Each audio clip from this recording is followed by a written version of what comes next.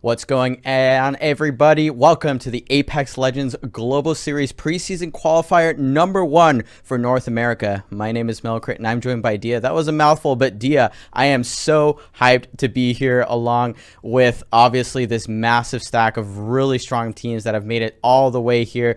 What are your thoughts? What are you thinking about right now? Because I can't wait to get into these games. I mean, right now, I am thankful that we are here because it is Thanksgiving in Canada where I am, and it only seems appropriate. Thanksgiving. Yeah, thank you. I've had a really good day, honestly. Getting back into the swing of things with ALGS Year 3. Right now, I gotta be honest, I'm thinking mostly about who's gonna get that top spot because Pro League qualifiers are unlike anything else. We spend most of the year in Challenger Circuit, but dang, like, Pro League qualifiers are so sudden, they are so intense, and it's because there's only that one spot up for grabs.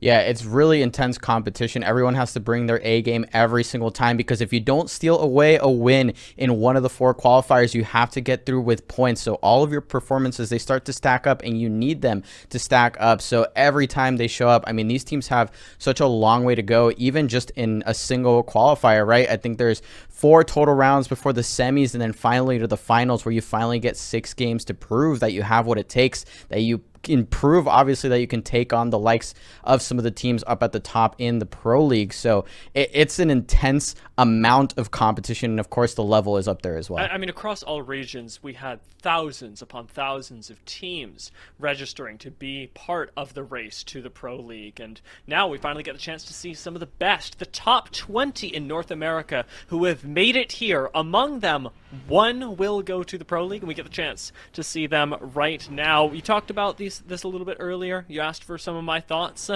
We do have teams available. You can check them out through the Battle 5, but I want to call out some teams that I'm especially going to be looking at today, and one that I know you'll be keeping your eye on, BR Demons. Absolutely a squad we've got to keep our eye out for because they trounced the competition this weekend.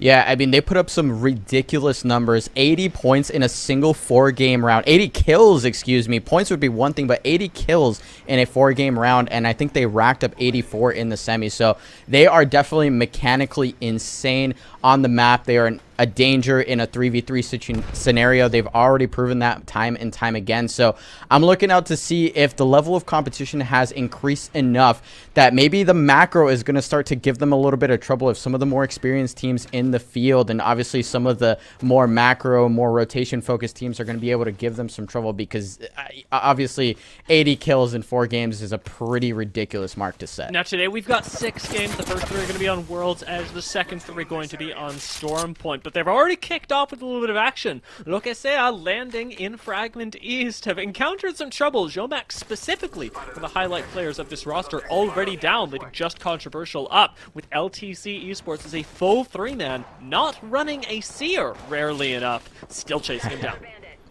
Yeah, and this is what I love about these competitions. Obviously, in the Pro League qualifiers, we get a little bit of a taste of some of the players that haven't had their time in the limelight that are trying to make a name for themselves. So not super familiar right now with LTC, but maybe we should start to get familiar, excuse me, as they take out Lokesea, and that is the first team down in our qualifier finals. They might not. They might be joining LTC very soon, or rather LTC may be joining them, as already Locks and Key were looking down for buff aim assist, the former Eclectic roster making their way over to Fragment East, Fragment West, one of the places that I didn't expect there to be so much priority on.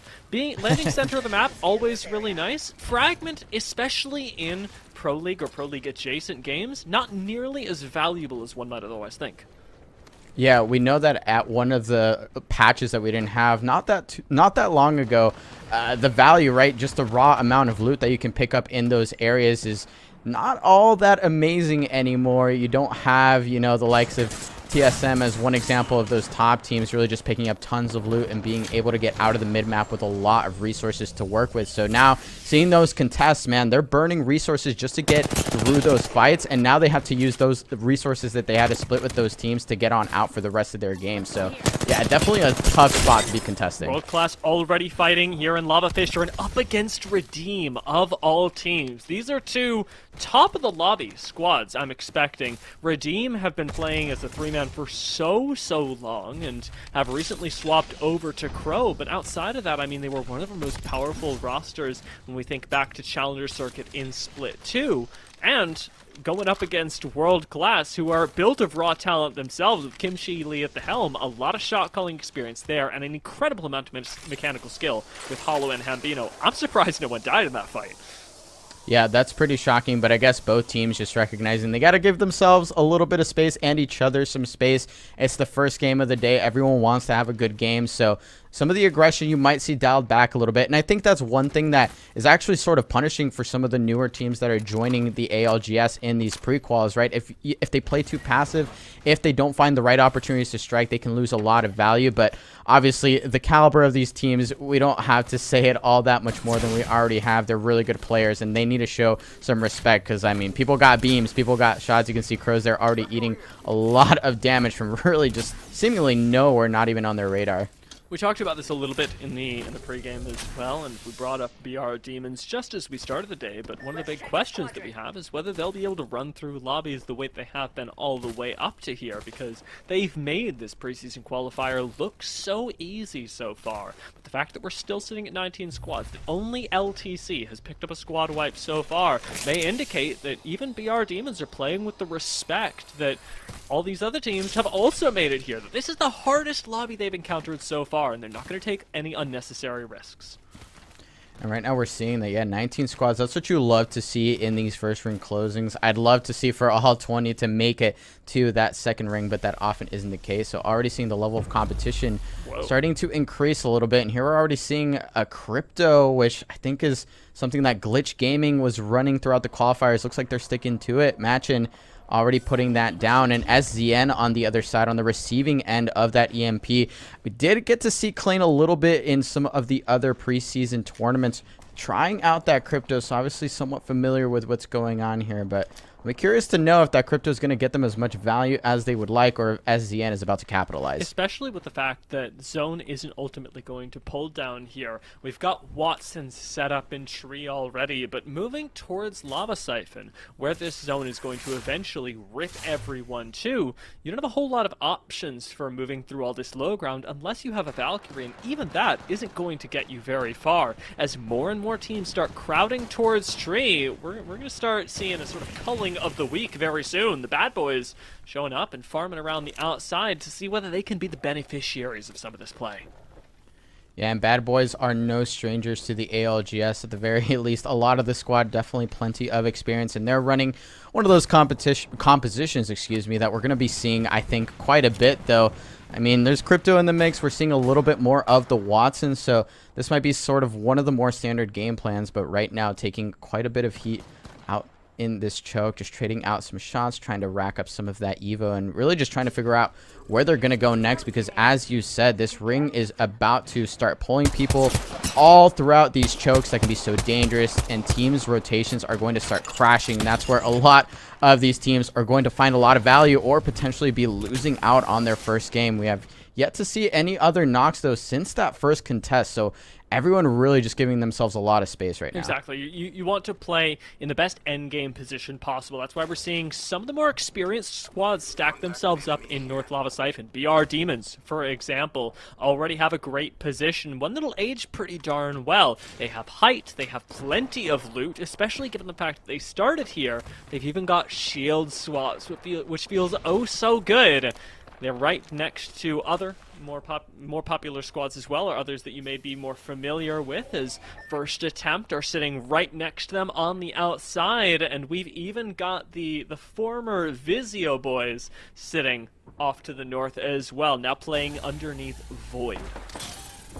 Here we can see that next ring pull. So looking at where Aiden's team, the BR Demons, are already chilling. I mean, this building can get them a lot of value if they're able to effectively keep out and punish some of the later rotations, especially over on the eastern side where they have all of that LOS. But without something like a Watson, this building can definitely get really contentious, and holding every level of it is not the easiest feat by any means. So right now they're keeping sights. They're maybe keeping a little bit of pressure to make sure they don't get messed with, because if they can keep this building into the late game, it can definitely be a lot of great sight lines and, of course, a lot of great opportunities to find even more kills. Guys on the squads around these folks, and for the teams that aren't yet in Lava Siphon, noticing some of the train tunnels right outside of Lava Siphon that lead over towards Harvester, I noticed Team Skies, who have been pretty quiet throughout the qualifiers so far, finishing in 8th in our second group yesterday with just 33 points. But they've already prioritized a really nice position, one that Nightmare would really like to have, were they not otherwise involved in an engagement. Bursty already taken very low, and Arcstars following Ronnie. We may get them going down right now as Ronnie turns around with the Volt, still has Arcstars and bullets flying in his face. That nade is going to run right by him, but the bullets from Phonyhead will do him in. They're fighting up against ESA, and it's an uphill battle for them. Dracos manages to turn things around, now 1 HP, but then gets taken down, leaving just Bursty at 50 health to eventually explode in the face of Fury. Esports Arena claimed their first kills of the day.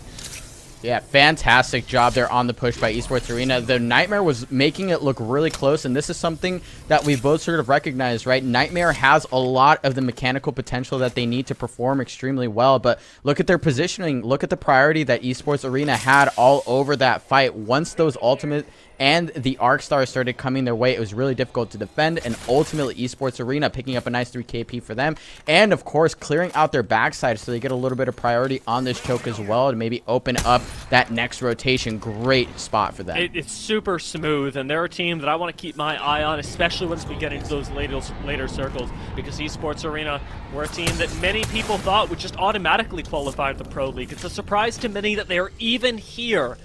And the fact that they've started things off so well on the first day, it doesn't speak volumes just yet. We haven't gotten to the end of the game, but it makes me smile. Rack Attack, they're making me smile as well. This is another team that I think a lot of people should be keeping their eyes on. Full of veterans, Rakanation and Impulse. They're a tale as old as time, and to add Bowser alongside them, these guys know the game in and out.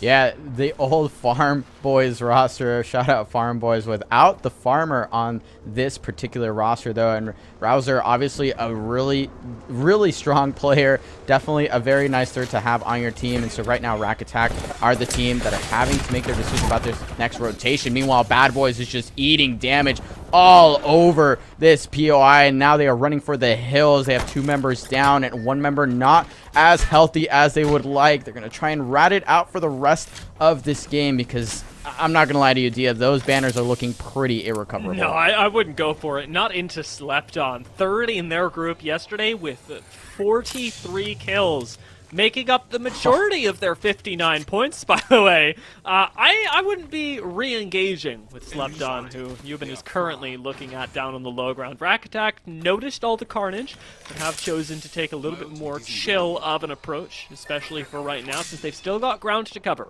We've talked about the kills, but the ring is continuing to pull us further north. Everyone's been forced to vacate Tree now, and there can't be that much room left in Lava Siphon. Yeah, looking at the teams we still have left alive, that's 18, y'all. 18 teams that are about to start making their way over towards this 3rd ring close. So that might actually be a saving grace there. Maybe Bad Boys, after that other squad ends up having to make their rotation, they might be able to pick up those banners.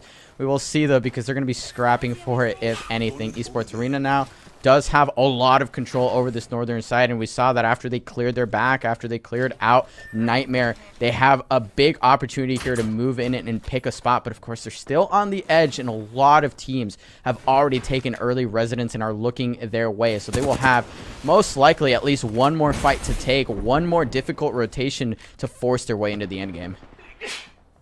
Esports Arena, another team that is running that comp that was popularized by Furia at the World Championships with the Horizon, the Valkyrie, and the Seer. A lot of mobility and information in this squad, and that information, I think, is the most valuable thing that you can have in a lobby like this. Some teams have chosen to forego the Seer, and it's not that it's not viable, but having Seer is such a blessing, because even as Esports Arena come up on these buildings, they know for a fact that no one is in them in a way that other legends simply can't assure you. Yeah, we always kind of threw out the early comparisons that I think are really inadequate, comparing them to the Bloodhound, but of course, does a lot more than that with the passive. And right now, Phonyhead is doing a lot of work with that flatline, excuse me, trying to swing in now, taking out Sung all the way. They get thirsted out. And now that squad has a member down as Esports Arena starts to make their push. This could have been the pick that they needed to open this map wide open. And here we see the walk up. And I don't know if anyone's even holding this bridge DS, so they might have gotten this walk up a little bit freer than I was expecting. Yeah, it was really just Void in their way, and after losing a member, Void have definitely vacated the premises. The fact that Sung went down to the flank from Esports Arena probably caught him plenty off guard, as you can't be expecting a whole lot of people to walk up on you like that. It's a pleasure to see the Esports Arena lads have actually capitalized on it. They've capitalized on something else as well. Need serious help. Already got taken down by the flatline. Valkyrie are out in the meantime, and Esports Arena are thinking about committing on the fight. The fact that they're not on the low ground, I really like. They're just laying in the damage from afar, taking the single kill that they got, and letting the rest go by.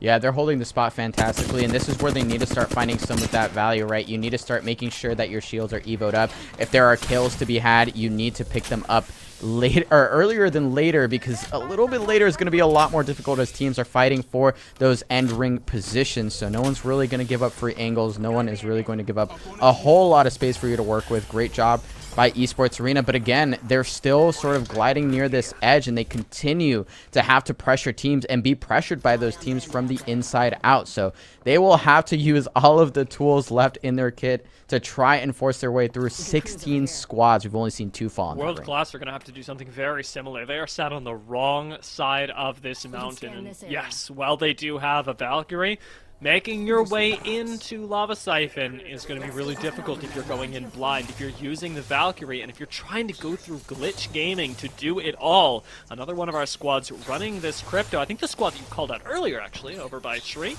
And with not just the crypto for the info, but the Watson for the staying power, they should have this choke for the next 26 seconds until they're forced to move in. Yeah, and they have a little bit of time here. They have to utilize that crypto to get the information that they need. But of course, they know there's a team on their backside, and they have to hold them out, because if they do, look at how much space they earn from themselves. Obviously, we know that Esports Arena is holding up on the other side over towards the north, possibly pushing up on that bridge now. But World Class kind of has to commit to this. They are out of options, and the Valkyrie won't save them here. Gambino pushing up is playing a very risky game right now. With that EMP out, though, there's a lot of resources being expended. Arc Stars are hurting World Class, but it's nothing they can't handle for right now, especially with Gambino covering, especially with that stick from the fuse, giving them a little bit of extra retaliatory damage. Lamek is laying down damage with the Prowler, still has plenty of ammunition in the cartridge, but gets forced back by temporary Arc Star. There comes the fuse ultimate, largely negated by the Watson pylon, and the nades keep flying for Glitch. Matchin goes low, but they're holding out for right now. World Class have to push up. The ring is going to force them together, and already Glitch have lost 2. It's just Matchin against the world on the edge of the ring, and with the Peacekeeper, he takes out World Class.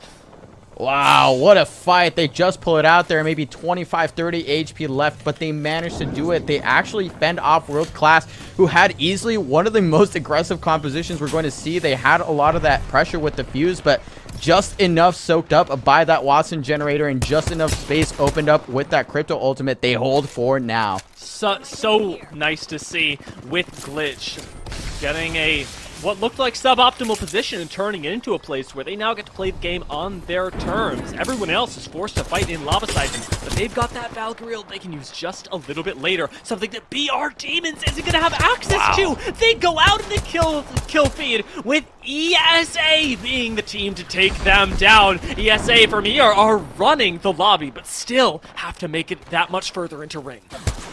And look at how much pressure Esports Arena is exerting right now. I mean, they have full control over this northern side. They don't have the best cover situation, but they don't necessarily need it when they can out-LOS pretty much every other squad left on the map. Of course, we know Glitch Gaming might still be stuck back in that choke, and they're going to have to make a move sooner than later. But for the time being, I mean, esports, the esports arena, the world is their oyster right now. World's Edge is their playing ground, and this is where they have to start finding a lot of those kills, even though already 5 assists just on Capra. They're doing a perfectly adequate job of that already. This crypto could really mess them up, though. Glitch have the opportunity to interrupt a Valkyrie ult, to slow a rotation in if they just pull this off at the right time. First attempt on the other end are going to have to exit Lava Siphon pretty darn quickly, and they opt to take the low ground where there's already a team looking to capitalize on them. They get taken down by Clanes. They get eliminated by SCN, but now Clanes have been focused down as well. Void aren't done, even as a two-man. They end up claiming some really nice kills from above. Bad Boys are gone. We're into the top 9, and Void as a two-man just helped take out yet another player. And Esports Arena now getting a turn on what is very likely Team Glitch, unless this is another team they found on that rotation. Phony had beautiful shots with the hip fire on the flat line, but Fury is still down. So they need to continue to defend. They need to continue to hold. They've managed to sneak their way into ring and avoid that arc start with the friendly generator, or rather enemy generator, left by the team they just finished off. Nice shots coming out, and that's actually Void eliminated by Esports Arena. Phony, you're so crazy with the positioning. He and Capra ended up, like you said, out LOSing everyone. It's 9 kills now for Esports Arena as they are in the top 7, as they have an entire quadrant of the remaining map left to just them. All of these loot boxes and an entire ramp are theirs. This rack attack, they're trying to claim the building in the center of Lava Siphon. Can they do it? Grab lift expires. It doesn't let Rakanishu get up, but he pops up with that Gibraltar. He gives it not a second's rest and is able to back up. Shadimus Prime, they're out for now. Rakanishu covering the entry for the rest of his team as Rez is going off. He's gonna ape it. Will the rest of his team follow up? Rack attack, go hard! And they take out Redeem, sending us to the top 5.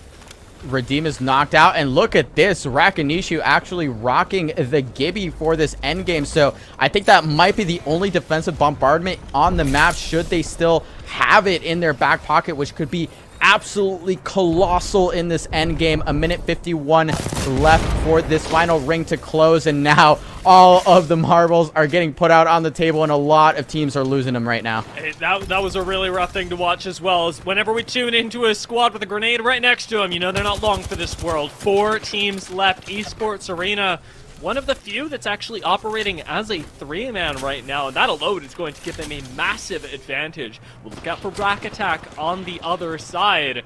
With those 2 squads, I believe they're the only 2 that have a full 3 members. So it's mostly a battle between these, and we'll see where the Rats choose to dedicate their efforts. Yeah, they're looking for that cheese right now for sure. Whatever cheese they can scrap together. It looks like Esports Arena now committing, but they find a giant orange bubble in their faces, and they are immediately forced to hightail it on out of there. I don't think they were prepared for that exactly, and suddenly their push is very different from what it was before. Defensive performance down as well, though, and as SZN leave the lobby, we're in the top 3 with Esports Arena making a push on the high ground. Fury, the last one alive, hiding in the black hole, takes a lot of damage and ends up going out, leaving us at the top 2. And Rack Attack go out as well, with Slept On being the ones to crawl up, I believe, as a 2-man and take the game. Wow, after having no wins during the semis, they show up in their first game season qualifier #1 finals and take it from easily 2 of the most, I guess, decorated teams that we're going to see in the field right now. We expected Rakanishu's team to show up and do well. We obviously expected Esports Arena to show up and do well. They were doing exactly that, almost taking away the BR Demons title from Aiden and the rest of that squad. But in the end, Boat and crew take it down. And while we called out Slept On for being an incredibly frag-heavy team, reminder, 43 of their 59 points yesterday coming from kills. The fact that they've got these extra placements already is incredible for them. To find a win, the kills that they needed, and keep themselves in the conversation already coming out of Game 1 as a 2-man squad. This is exactly why you tune into preseason qualifiers. Yeah, absolutely. So a lot of teams showing up here. A lot of teams showing up a little bit earlier in our kill feeds as well. Nightmare getting knocked out pretty early by Esports Arena. Honestly, a lot of victims of Esports Arena. But of course, BR Demons also knocked out a little bit earlier than we were expecting. So already the tables are getting to turn in a little bit of a different direction. People are playing really differently, and this is, I think, what we discussed and what we were hoping for before the matches started, right? We're hoping that the macro adjustments are what makes a big difference, right? Some of the teams that can just get away with superior mechanics, suddenly you're in a lobby with a bunch of other Predator players, Masters players, and players that are very experienced with competitive plays. So taking a look at some of these replays, we're going to see exactly that. The other thing that we're going to see, of course, is that mechanical skill that you talked about earlier, that I was wondering how much of it we would get, because often in especially Tier 2, try to qualify for Pro League Apex, you'll sometimes get teams that are still sorting themselves out, and while we did get some really scrappy fights, we also had an incredible amount of clean micro. A nice beauty shot given to us by our replay ops is there were so many, especially with aggressive 3v3s like Rack Attack were able to give us, and great defenses on the high ground as well. We got to see that slept-on victory just at the very end, and it's incredible to see people so confident in their Apex ability as to be able to full send it like that. Yeah, and tons of surprises as well. Obviously, we saw the crypto on Glitch Gaming, which is not the most common pick, and Rakanishu pulling out that Gibby. I think that really put a stop to ESA right when they were about to hopefully clean up the fight that might win them the game, but ultimately that is not to be. Hopefully, we'll have a lot more surprises in store for y'all soon. As we cut to a break, we'll be right back. Don't go anywhere.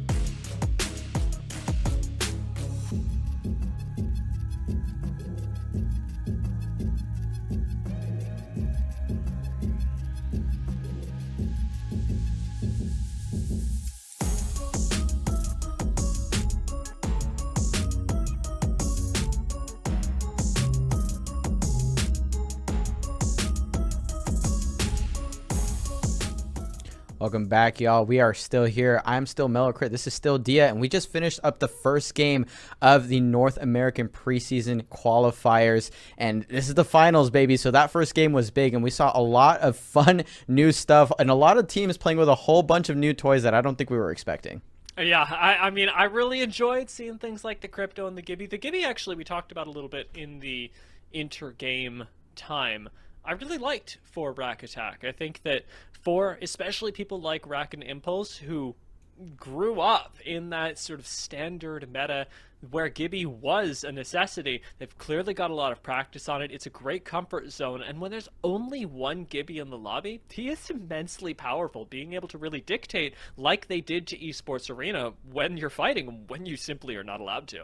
Yeah, that was a massive wrench in Esports Arena's final push, and I think that might have been something that really just took a second, right, to readjust. You haven't been seeing Gibby in so many of these tournaments, so suddenly you have that bubble in your face. You just throw out a perfect ultimate that you're going to capitalize on and get a whole 3 KP on your way to a win, and suddenly you can't even walk forward, Diaz. So a lot of interesting dynamics here, and of course we're also seeing a little bit more of that Watson, which I obviously love to see. You love to see those teams be able to hold down some of those defensive positions a little better and obviously protect themselves during those transition points that can be so difficult.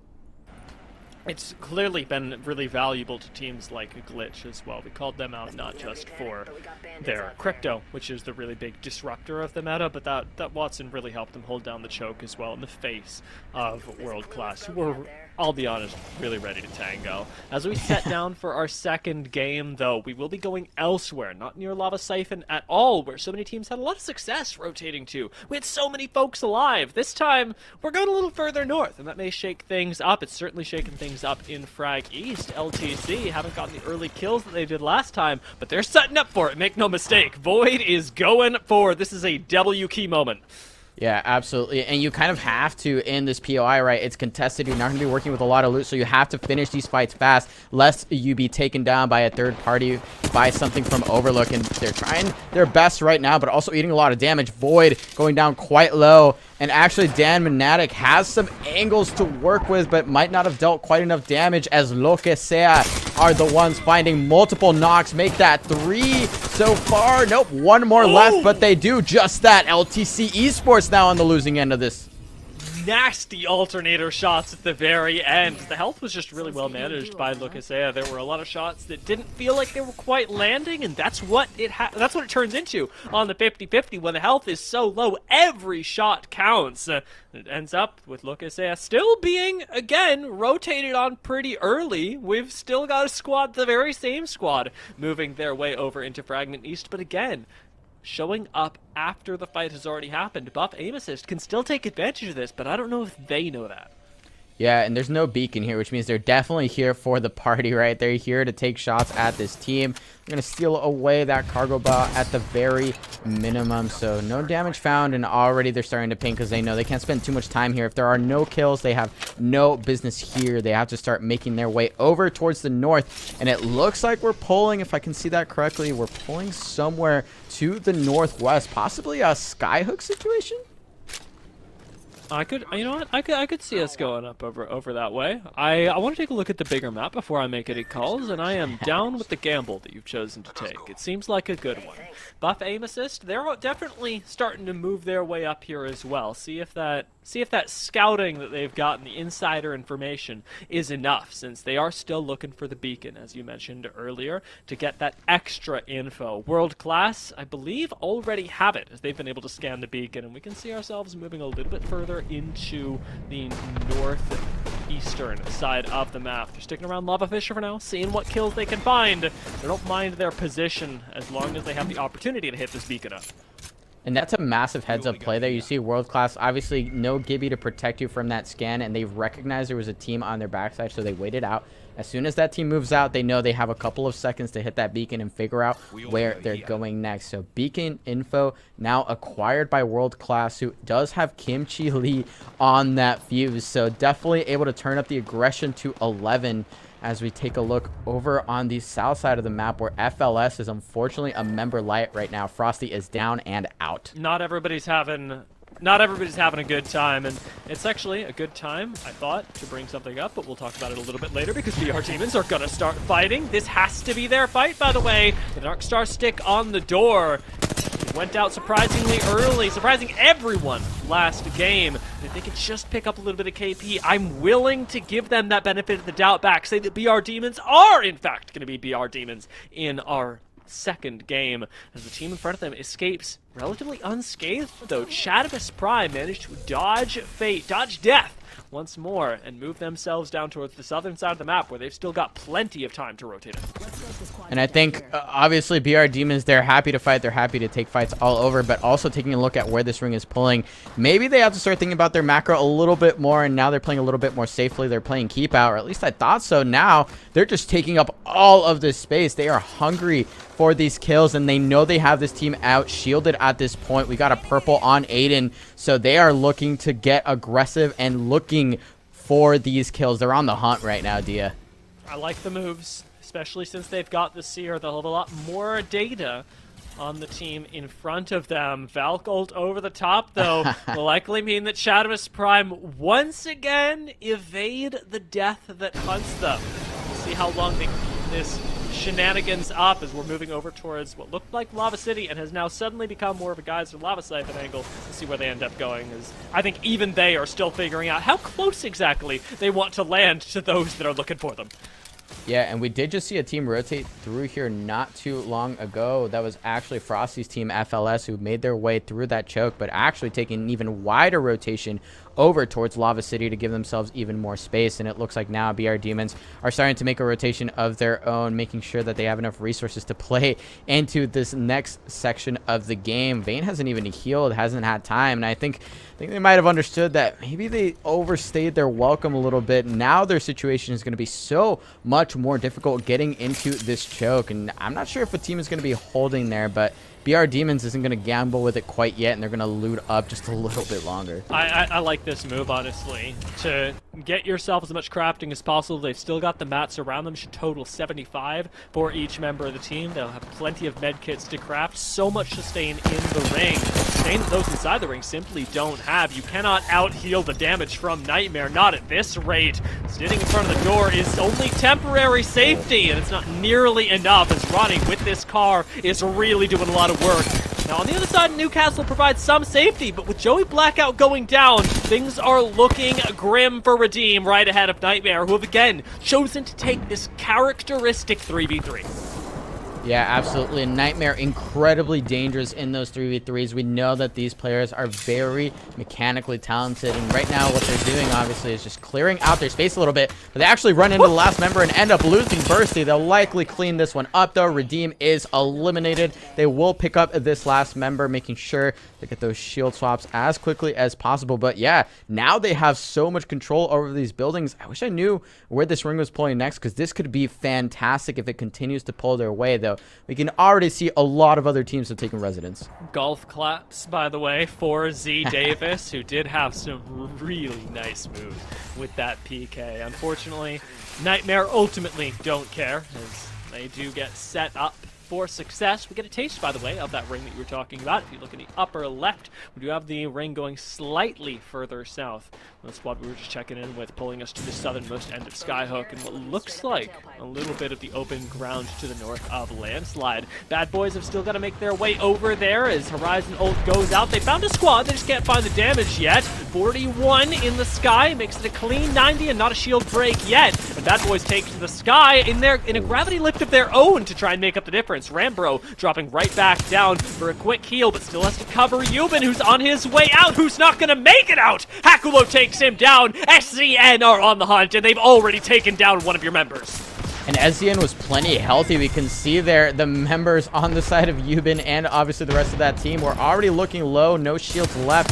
One member down. Meanwhile, Season hardly having their shields cracked there. We see a little bit of firing back, but now they're just holding out the inevitable. The gravity lift is going to try and answer to give themselves a little bit of space, a little bit of fight left, and they might take down Kenny. As they do it, they do in fact take him down. Now a TV2 situation, but BR Demons is here. That was the greatest bait of all time. with Bad Boys sort of saying, hey, look, we're all juicy. They've actually taken SCN and run them right into BR Demons down 1, as Kenny didn't even get the chance to play the game into all of that. Now, the dark side of this is that BR Demons are still on the hunt. They're not slowing down as they find yet another member on the low ground. Reeds isn't giving up just yet. He hasn't gone down at the moment, is able to shield Bat up. And as long as BR Demons can keep everyone alive, we should just see squads dying around them, because they are going to get aggressive. They are not going to let other teams sit idly by and watch the chaos. And this is the danger, right? When you're not able to clean up a fight quickly enough, it might look great in terms of ring position, right? You really don't expect a team to swing behind you and start to take down your team as you're trying to finish a fight and pick up whatever scraps of KP you can find yourself into on your way to your rotation. But right now, SZN really feeling the heat. They're going to be deep in this ring now with 2 members. They do pick up that banner, so maybe looking for a stick at some point, but look at how far they have to go, Dia. They have so many other POIs, so many other teams that are potentially looking their way as they make this happen. And of course, BR Demons are plenty hungry for those kills that they missed out on going out in 13th in game number 1. So they are certainly going to continue hunting down everyone they can find. I think the really disheartening thing about the position of SZN right now is that they're not even under any illusions about waiting for each other. It is already a every man for himself sort of situation, as Hakulo has split up from his horizon and gone for, I mean, what you can't fault them for, but a survivability play. And at that point, you're not playing for the win anymore. I do hope that they're able to group up and give us that good old SZN showing, as I know BR Demons are going to be doing as they leave Landslide and opt into this low ground. Careful for that team in Sniper Tower if there is one, because it could be the end of BR Demons. And it could be the end of this game. In fact, looking at how this ring is pulling, we see it continue to shift downward. Haven't gotten a great look at where it might pull, but you can already see how many teams are interested in this spot right there.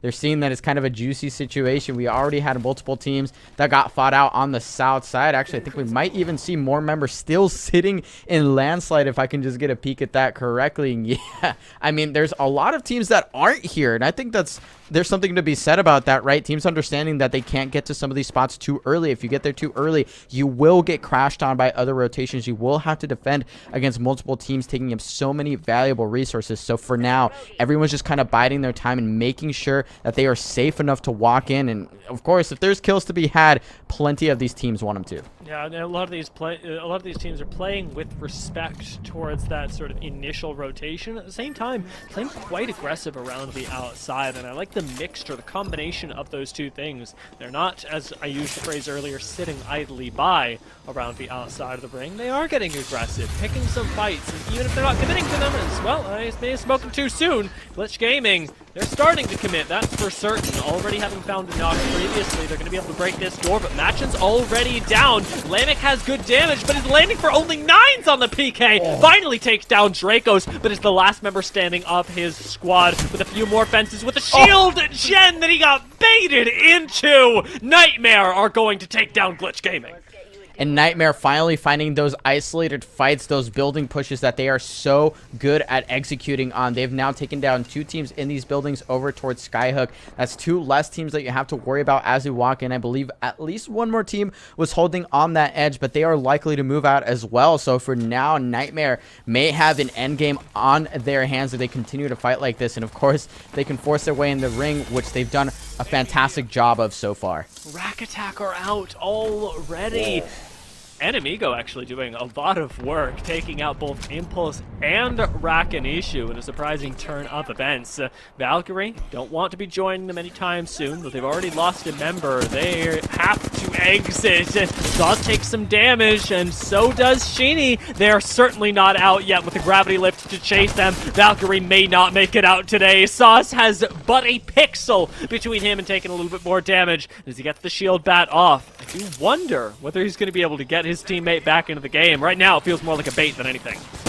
And this Eastern choke on what we see to be likely that final ring is potentially that God Height over there, the Sniper Tower. And this is the issue with all of the rotations crashing all at once. It looked like Valkyrie was going to get a walk-in. I'm not even sure if they were aware of that other team, and they're immediately punished for it. And here we see another set of teams that has to take this fight. They have no options, and Nightmare, likely the team that's crashing on their backside as well. Very Veggieplex in a really nice spot right now around Grandma's house. This was the team that came in second to redeem yesterday in their group. And having taken down Dracos, they're starting to dismantle Nightmare on the rotation in. Ronnie desperately wants to get his teammate back, but can't quite access him. Still alive, though.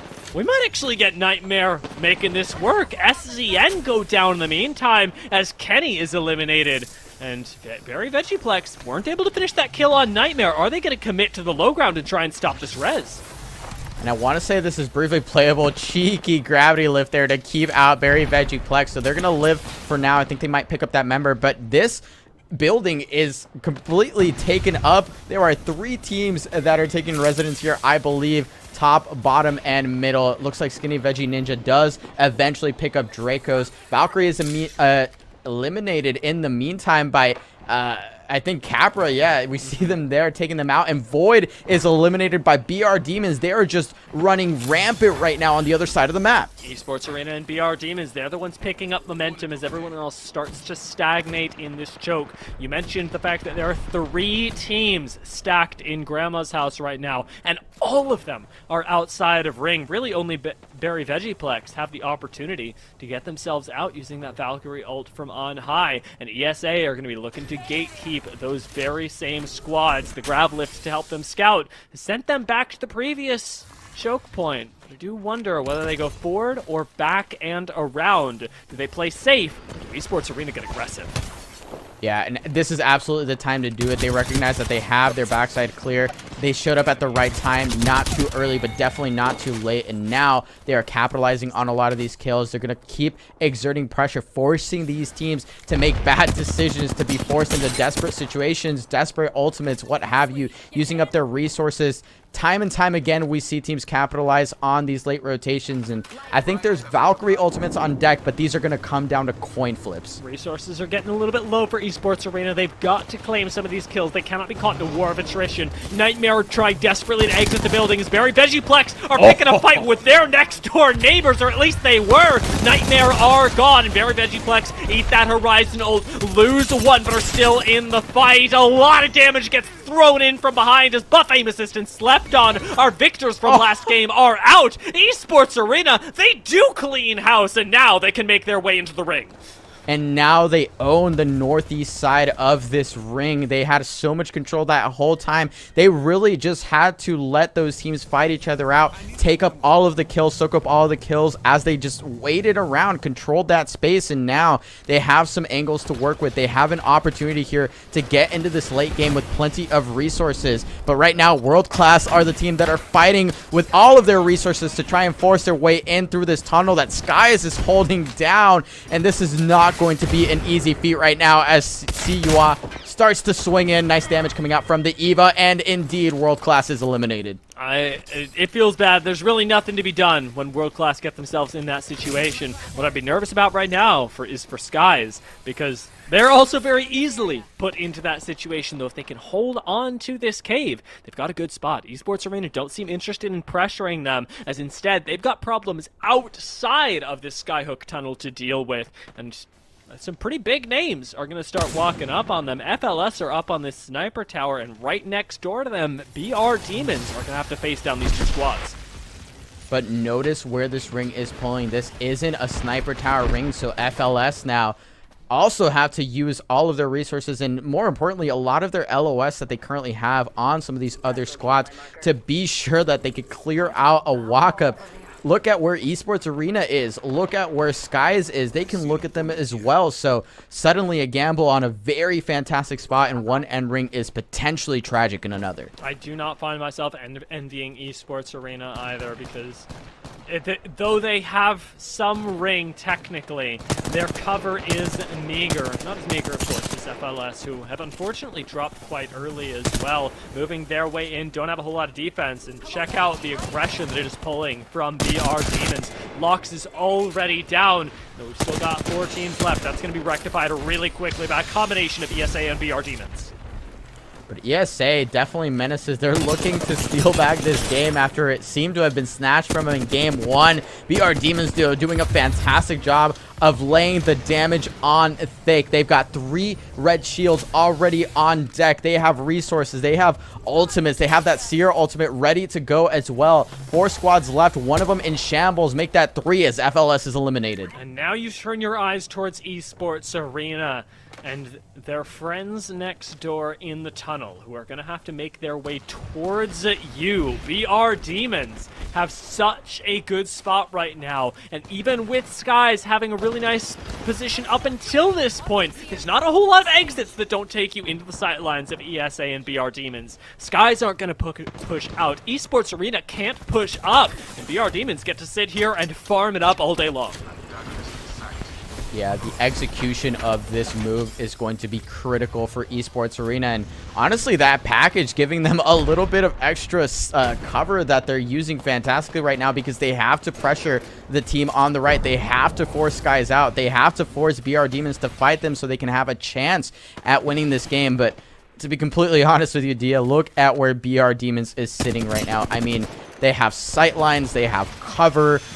They don't have that ultimate on Aiden, though, so that could be potentially critical here as this final ring starts to close. This game is up to Skies. Will they make the aggressive move at the right time? Onto who?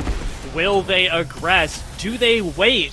They are the ones that determine the pace of the game, even with the very little territory that they control, because as we all know, it's these small things can get away from you very quickly. I could even see Skies taking an upset win if Esports Arena underestimates them and starts pushing forward. The same thing for BR Demons. Esports Arena are going to have to exit now. It's already fight started. They're exiting onto BR Demons, and Skies are playing it patient. They're sitting along the side, farming it up on Esports Arena, who have already lost 2. BR Demons, a full 3-man strong, recognize weakness. They smell it in the water, and they start running forward. It is their time to shine as Capra is down. We've still got 3 squads left, but we know it's only a formality at this point. Raids gets the chance to shield that up. Skies are playing this so safe. They've got so much HP to work with, and so much damage from Skies. No knocks just yet, but it's time to go. Walking forward with the Mastiff. There's not a knock yet, but as Vayne goes down, it could be Skies that take this game. The reload's enough. Reeds is out, and Skies, they're going to take the game away from BR Demons. They're going to take it away from Esports Arena, and they're going to take game 2 of the Pro League qualifiers. Wow, the micro really coming through there in spades. They managed to wait out just long enough for BR Demons to overposition to go for those kills that were rightfully theirs, but unfortunately they give up so much room and they give up so many sightlines, so much free damage, and Skies lives, recovers just in time, and capitalizes on the overcommit. What a turn there, and Skies takes game number 2. That was so good. Such a good end game. As even I thought Skies was going to overcommit, because why would you not? Esports Arena are right there. They're delicious. And yet they wait. And then they win the fight against the team that killed everyone. How do you take that gamble? It's so good. And then they won it. This is why I love Apex Legends, I think, is the best way to put that. Yeah, this is the action that we're hoping for. And obviously, I mean, it was so close, right? When that ring is closing, it comes down to who's going to make what decision. And in that final moment, it was Esports Arena that was not able to wait out a second longer. They aggress onto BR Demons, and ultimately that was the nail in the coffin for BR Demons as well. Even though they managed to take down ESA almost in one foul swoop, 2 members down almost instantly, they overcommit to the Thirsts, and that's unbelievable. But look at the damage they were doing throughout the mid-game, D. I mean, they were just farming all of the southern side of the map. And even though Nightmare went out early, they also had a really solid mid-game, and it's worth calling them out, because they fell early last game, and we went, hey, is Nightmare going to be able to measure up to this lobby? I'm glad that they were able to, because they silence any doubters, right? No haters in this lobby. We get to see the Nightmare that we were all looking for, while at the same time still waiting for them to find their win, still waiting for them to find their way into the late game, where we know they have the chance to flourish, much like Skies did. Yeah, absolutely. And I love what Esports Arena was doing there, right? I think they recognized at some point that they weren't going to have the best spot possible. So they took advantage of it at the right times. They were looking over at Grandma's house where so many teams crashed. I mean, we saw Nightmare crashing there. We saw the Veggies team also crashing there, and they end up all crashing into Esports Arena. So they got a lot of value from it. I'm curious to know what the results are going to look like after that game. And of course, a massive game from Skies. But we'll hopefully be able to let you guys know what's going on in that leaderboard after this short break. And don't go anywhere. We'll be right back.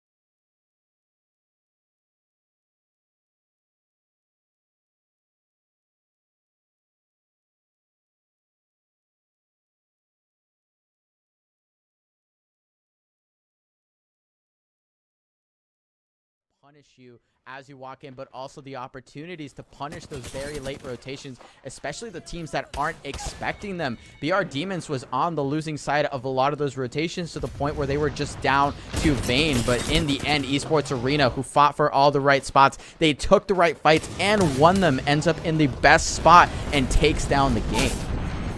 And what an amazing play from them. I think it was a nice conclusion to what they had started giving us in the second game of the day, and honestly even the first, where they did play really well throughout the whole thing. Esports Arena were a team who I was excited to see today because especially their end game play is really dialed in. They are an excellent fighting team, and they are in a unique position to have so much experience provided to them through their entire Pro League play, as W just last split, on top of literally just playing in Series E for so long. I don't think there are many other teams that have played against this many pros and together for so long. And I think a lot of the sleeper picks here are coming out in droves, right? We already see Skies win a game when we weren't necessarily just focusing them super hard. And we had Slept On take the first game, and now we see LTC, who managed to shove their way into a second place finish. I mean, that's all fantastic, fantastic performances from some of these Black Sheep teams that maybe deserve more attention after some of these games. Real quick, before we pop over to our break and before we swap over to Storm Point, I know you guys only enjoy the end game with us, so apologies from our end. We're trying to get some stuff sorted, but hopefully we won't run into any more kinks as we move on to the latter half of the NA preseason qualifiers. Number 1, we'll be right back. Don't go anywhere.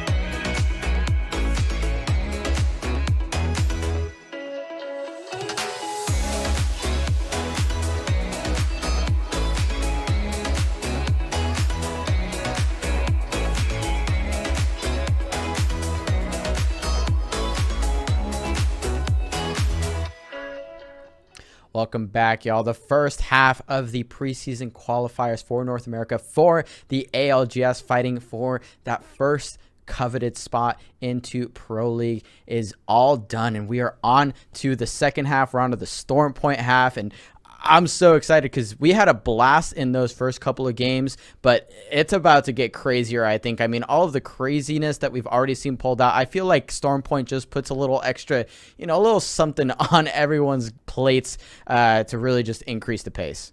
It changes everything, and I'm going to make a prediction. I don't even think it's a crazy prediction. It's just a prediction. BR Demons have already had a good start. I don't know if they're going to top the charts at the end of the day. I can't pretend to, but I do think they're going to have a much better Storm Point showing than they did World's Edge, because from what we saw in the semifinals and even now in our World's Edge games, isolated fights where they have the distance advantage, where they get to choose how far they are and they aren't in danger of being third-partied, I think is going to be their strong point.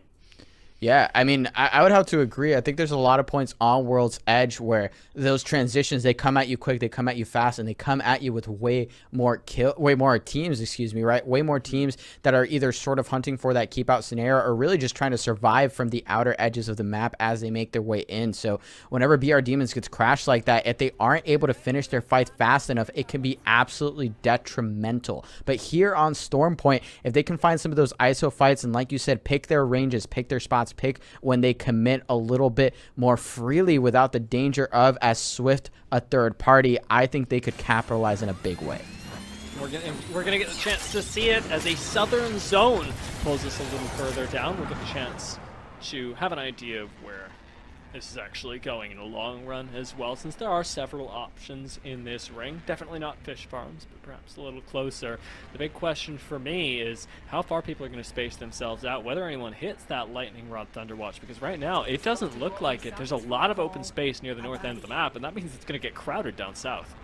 Yeah, and I'm actually really surprised because those seem to be one of the higher priority spots, at least in our high-end stack of Pro League. But right now, the priority is going over towards Mills and Browser dropping early on the side of Rack Attack. They are starting to get run down as well, already backing up a little bit, trying to open up some space, trying to find some additional resources to maybe come back in this fight. But it doesn't look like they're going to get this for free, as Rambro, Oxy, Ares, and of course Yubin are already on the offensive.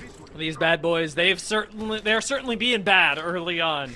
Taking down one member so far. The Vantage of all things. So surprised to see Rack Attack running on this map, especially in a hot contest like this. With bad boys already having cleared them out, though, we've got a Trident from Glitch passing him by. They must have dropped Spider K's, because I don't know where else you get purples and blues that quickly. Yeah, this is going to be pretty tight here, but already starting to move on out. And I guess this is where the game plans start to shift a little bit, right? Teams that might be used to hanging out near the edges and maybe keeping out some teams are less inclined to do so, depending on where their POI ends up pulling, right? So some of the teams, quite like Glitch Gaming, are starting to make some decisions perhaps a touch earlier as round one is about to start closing, and some of these rotations might start to get heated. The heat right now on Mills, though, as the third team has joined the party, Dia. Yeah, Redeem waltz their way in. I wonder if they'll find anyone, or whether we've already vacated. LTC, by the way, already out, and that's 2 games today that they haven't been able to get out of their drop spot. Now, while Game 3 and Game 1 went in their favor, I do wonder whether they'll be able to actually make things work, much like I wonder whether Rack Attack would be able to survive in the later stages of this game. They've still got Bowser sitting on very low HP, with Impulse taking this angle, taking some really nice shots at the squad in front of him. I could see some KP going their way. That's 2 quick breaks, and a 301 will make short work of you.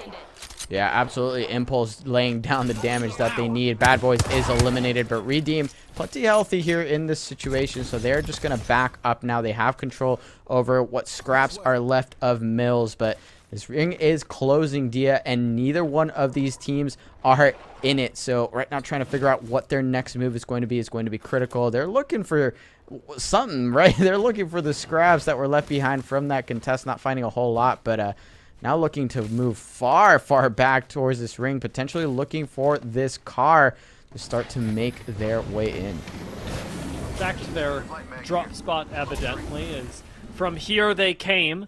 Downed Beast also has a crafter nearby that they'll be able to farm up for a few more resources. Esports Arena taking the easy jump tower out of the IMC armory, so that we know they're looted up, and World Class should as well. Though they are chasing this for perhaps a little bit of extra loot. You'll be able to check in with the IMC armory, see if they left anything behind. Esports Arena, they're already on the move. They already found Glitch, who were right in front of them as they landed, but they're not going to extend this fight any further, at least not until they know where this ring is going.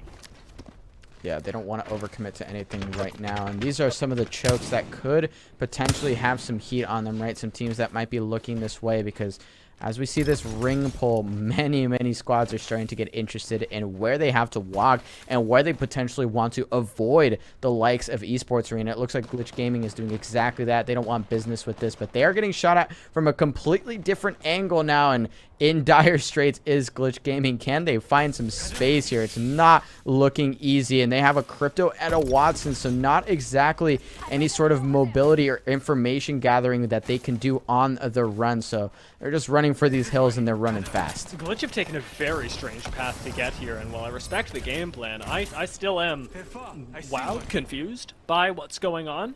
Since they did make a really hasty exit out of Cenote, then wrap around through the center by Jurassic Park, through the open. They have no shield cells. They have no shield bats. They've just Valkolted to the edge of the map, and I believe, I trust, but I don't know what's going on, Mello. Yeah, this is a little bit wonky, and I'm not going to lie, this sometimes happens when we transition over to Stormpoint. Everyone has some very well practiced and even some pretty comforting strategies that work out in World's Edge. So suddenly we transition here, brand new lobby, brand new set of teams, players, and rings, and the decision making may be getting a little bit wonky here, but the teams do continue to find their way into this ring. It looks like Glitch Gaming is not done being aggressed on. They just can't catch a break right now. Dia, 2 members cracked already. Soupy, the last member with shields left. Buff, aim assist on the hunt. They did find some purple shields on the other end of those damage pings, so they're likely not to get this for free, but they do have that ultimate, and they look like they have smelled blood in the water, Dia. They're walking forward for now, sliding, I should say, as it's Locks that takes the most aggressive stance. Does have the Horizon ult for a little bit of extra setup and damage, but is waiting for the rest of the team to get there. We'll see how healthy they actually are by the time this fight breaks out once and for all. Nightmare taking to the skies for but a moment. Have Ronnie left holding their banner. BR Demons, the squad that I was hoping would thrive on Storm Point. Already found flesh, but are missing some health of their own. Yeah, they're starting to eat a little bit of damage here, and they have to tune up this aggression because right now they're running out of space to work with, and they need to find these kills earlier than later because, again, look at where they have to go. Look at how far they still have to walk, and this edge is actually being held out by more than one team of sharks right now. It's actually Boat's crew that's holding up on this height, so that zip line is not safe either. It looks like BR Demons might be the ones getting hunted down in this game, number 1 on Stormpoint, and Slept On might be the ones to do it. Dropping down this tunnel is a dangerous proposition. Psycho's watching it. He's like, am I going to do it? I don't know. The little bit of extra information won't hurt, though, and it actually reveals something else behind them. Glitch Gaming have got some troubles of their own, as in Antenna. We already know that they were being pushed up on a little uncomfortably. They don't have that many heals, but they do have this Watson pylon that's kept them relatively safe for now. Soupy has absolutely no way of getting that HP back, though. Any damage to flesh is going to stick. But Buff Aim Assist don't know that, and they disengage, giving Glitch Gaming another chance at life. They fend them off for now. That is the 3rd pack of wolves that they've managed to survive against, and now Buff Aim Assist are the ones dealing with a pack of players of their own, and they're actually looking to get aggressive here as BR Demons is eliminated. They actually got a knock onto Z Davis, so now they're opening up this fight wide open. There comes the ultimate from the Horizon. It doesn't quite find the enemy Horizon, but it does find Z Davis. That is one member going down. That's the Newcastle cracked. Joey Blackout goes down, and Redeem goes down. Buff Aim Assist find 3. Is Sainu playing Pathfinder? Because I swear he had boxing gloves there for a second. Taking down Redeem and literally just not letting Newcastle play the game. Buff aim assist waited for so long by Antenna. And to clean up these 3 kills now and get even more loot as a result of it, that's got to feel good. You called out what happened in the meantime, though. BR Demons went down, and while I am saddened to see that my prediction didn't work out for this game, dang, that's impressive. Yeah, and I think there's just a little bit of weirdness, right? There's a lot of teams that we don't expect in those positions that might seem free in a lot of the earlier lobbies, but 16 squad still up and kicking as the second ring is just about 30 seconds from closing. So now a lot of these rotations are going to start to come in. World class is denied.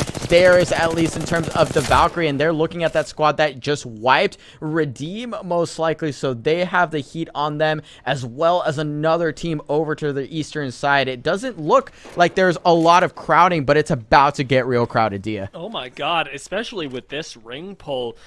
Not many teams predicted that we were going over to this side of the Antenna Gale Station split. There's so much room, even up towards Launchpad, but evidently, Glitch Gaming, of all teams, have called that we're going to Gale Station. So you know what? They just know something that I don't. And I will say they're not the only ones. We've actually got a really nice setup in this IMC armory by Void at the moment. And Void are a team that I'm still waiting for their big pop-off today. They had some really nice zone play last season.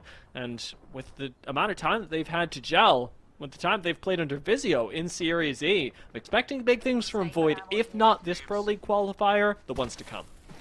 Yeah, and absolutely. It's one of those teams that I think I've mentioned to you before we started broadcast that I think they can do a lot if they can trust themselves a little bit, if they can make those hard calls and really execute, because they have the mechanics and they have the game knowledge to do it. But of course, they're up against some of the other very, very experienced players that are looking to find their spot in the Pro League, that are looking for their big break. Buff Aim Assist, another one of those squads that, while not necessarily in the center of our radar, is also making a case. I mean, every team really is here, so everyone's trying to survive here the best that they can. Esports Arena constantly doing a great job of that, and they already have a keep out opportunity here once again. And if you're looking at Buff Amos's name and saying there's something familiar about these guys, it's because you were watching Challenger Circuit last split, because you saw Eclectic running with Lux and Key and doing so well, having a great season. Honestly, by the end of it, they looked like a team that very well could have played their way through the last chance qualifiers, and the fact that they are right back here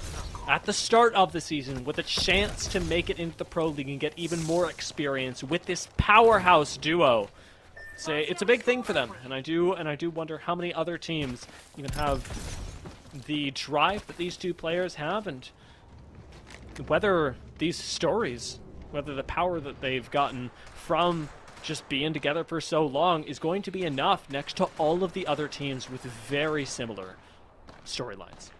Yeah, a lot of talent on Storm Point right now. Chatham Prime finding themselves in an interesting scenario. They have some height, and I think they see some teams in their vicinity, but they are also having to start making those tough decisions that we've talked about. The macro gets increasingly more difficult with the level of these lobbies, and right now Chatham Prime looking like they might be hungry for some kills, but the positioning is going to be really tough. They're taking this at 1:15 roughly before this next ring closes. They are not within the next ring, so if they take this fight, it could be risky. It looks like they opt to just find their way through, getting up with the information that they gather, realizing that's not a fight we're taking, really just scouting out that building, recognizing that they have some space, and now they've taken up that hillside that they can potentially use to keep out other teams.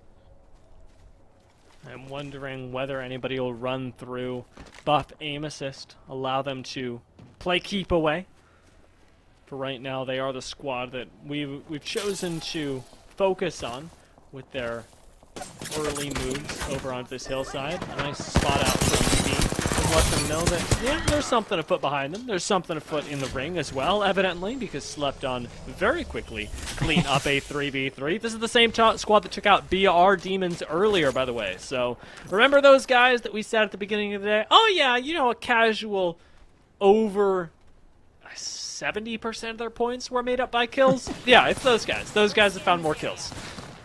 Gentleman's Prime now looking to find some kills of their own. They have this keep out scenario that they rotated towards after catching a team in that building, but it looks like now they're sort of stuck behind a rock and in front of a hard place. They're going to opt for the Valkyrie ultimate, but these ultimates are so much more precarious now with the nerfs. ADM has to pray for survival. They're looking towards this IMC, which isn't even safe and is actually sniped out in the middle of flight. Barry Veggieplex to deal that final blow, and it's sure to leave more flowing as Valkyrie gets taken out, and we've got World Class in an engagement. Lacking data, they take that gravity lift, they lay out the serial, but it isn't enough to tell them where on earth the enemy is. SCN are all over them, and they take out Hambino, finishing that thirst, getting the shield swap if they need it, and Klain takes out Kimchi from behind the tree as well. SCN aren't even making it look close. This is the team that people said were robbed of their Pro League spot, and they are making an argument for why they should be there this season. Oh, absolutely. I mean, the way they're controlling this map, they are maneuvering so many teams into perfect traps that they can just execute on time and time again at the edge of this ring. They do it on World's Edge. They continue to show that they can do it here on Stormpoint. Fantastic work by them. Meanwhile, sort of their counterparts, their foil here, Esports Arena, much earlier in this ring, holding it down and already realizing that there might be some kills to be had on the outside of their building. They are hunting for him right now, and that Seer Scan might give them the push that they needed to start to look for this damage. That's a Watson broken on the other side, but the grenades are coming out, and multiple squads looking their way means they don't get this free push. They don't get the free kills they have to hold for now. It's control that's always been the trademark of Esports Arena. They are not giving up those inches.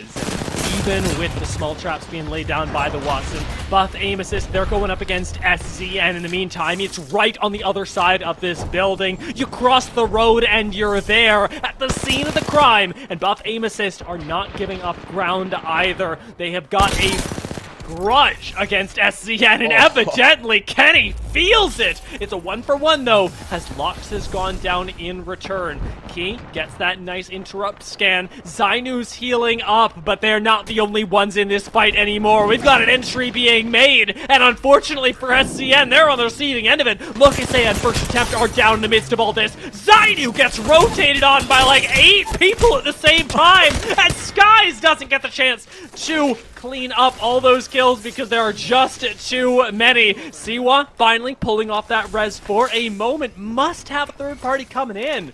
Or were they the third party? It seems that it seems that they were. It seems that Skies are the end. They did it. Yeah, the 4th or 5th party there. Skies with some very nice timing there to just capitalize on the bunkers that so many teams had set up. And I think at least one more player, excuse me, holding out, trying to live out the rest of this game. Barry Veggieplex also going down in the meantime, so Skies now gets their opportunity to rotate out. They got the kills that they needed. They are starting to shove their way into this ring, but look at how crowded this already is, and it looks like Glitch Gaming are the ones to finish off Esports Arena. They're finding shots with the PK. They managed to take down potentially one, but Esports Arena actually eliminates Skies in the meantime. No way do they do that with a little bit of assistance, I'll say, from some friends down the way. SZN still in this thing. Managed to deal some nice damage as well. They are right outside of Glitch Gaming, and with not a whole lot of access to Esports Arena, I don't envy the position of Glitch right now, and I'd like to see them get out of here sooner rather than later if they want to win. SCN take to the roof. They've got Chu on there, and they're thinking about pushing ESA instead, taking this what looked like normal move into the building and turning it on its head. A lot of damage gets dealt on the inside. A smooth move from Klain, cracks through the window, but SCN push their luck a little, take down Phony, and begin to dismantle ESA. And they are doing it surgically right now. Every window seems to be a danger, and SZN are there every single time, checking out this squad inside. They just have to knock down maybe one more before they push in. They take up that room and they take those kills, but now the grenades, the defensive grenades, in fact, are going to start to fend them off. SZN also looking for this push from the bottom side, so they're just controlling so much space.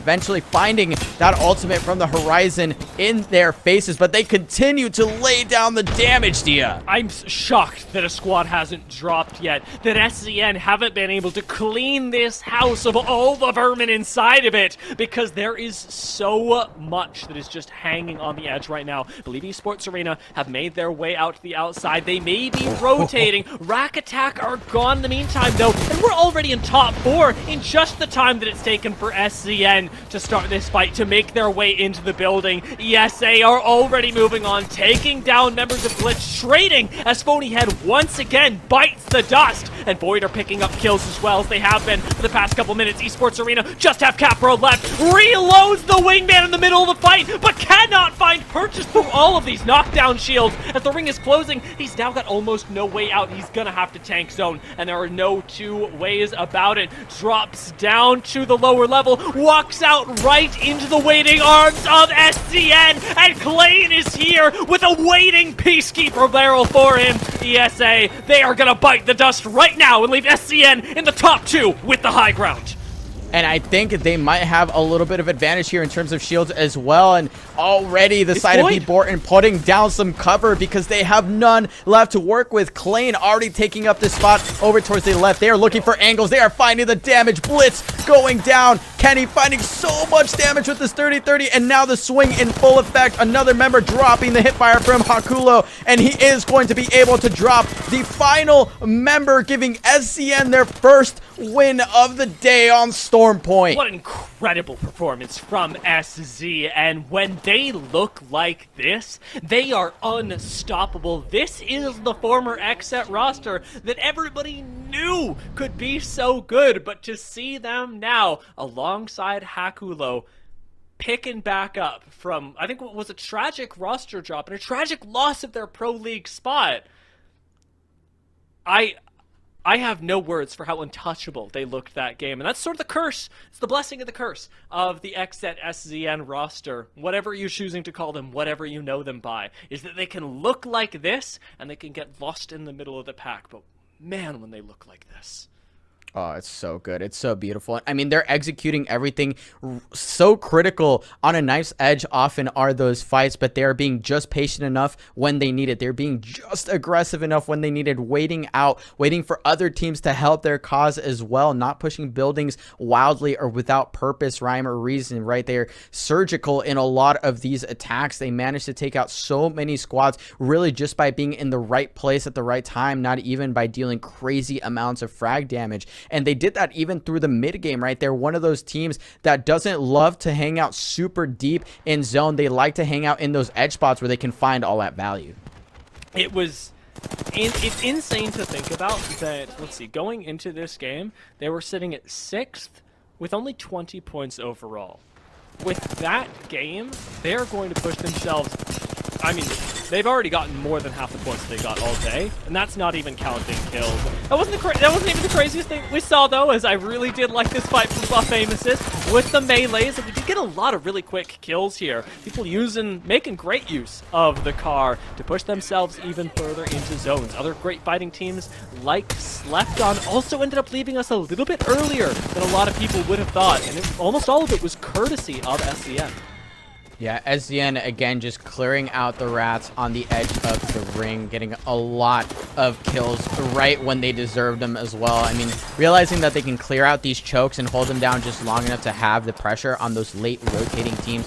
Beautiful stuff. And obviously the cleanup here, they had the height to work with. They had the resources, the red shields. They had everything in their favor. So it really was just beautiful execution from them through and through. And I expect them to continue to do so because realistically, Storm Point is where they seem to have found their own a little bit. But we will find out if they can continue to perform as they have so far when we come back from this short break.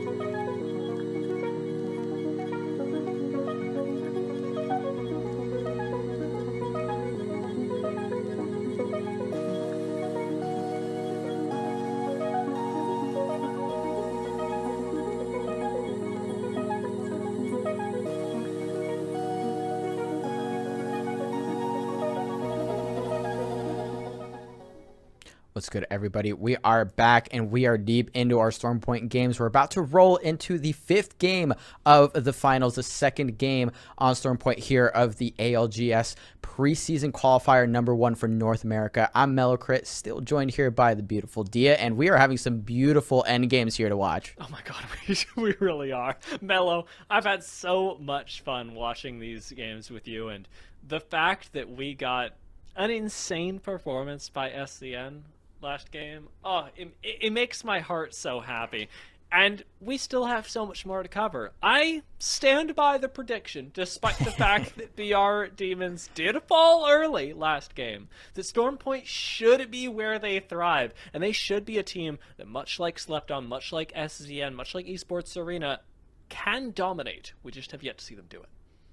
Yeah, and I mean, there are a couple of teams where I can't wait to see if they can execute their game plans, namely some teams like Glitch Gaming that we saw seemingly running for their lives into one of the better spots in the end game. So, I mean, if it works, it works, right? We take those all day, every day of the week. But was that really the intended purpose? It seemed somewhat purposeful, at least in the beginning, and they managed to transition through some difficult points, really, well, normally difficult points, really uncontested in a lot of those situations, getting a little bit earlier to certain spots near the edges of those rings and eventually finding their way into a building. As Zien, another team that's also, again, like you said, seeing them have a good game is great because their game plan can look so crispy when they manage to execute it there. They executed so many teams on the edge. They punished so many rough rotations that were already using some of these dangerous chokes as their last resort. I mean, what can you say about the performances so far? And I want to shout out a team that sort of flew under the radar last game, because SCN were our protagonists from that mid game. They were fragging out, and we were like, all right, lock it down, watch SCN, see how far they can take this. And they took it to the end.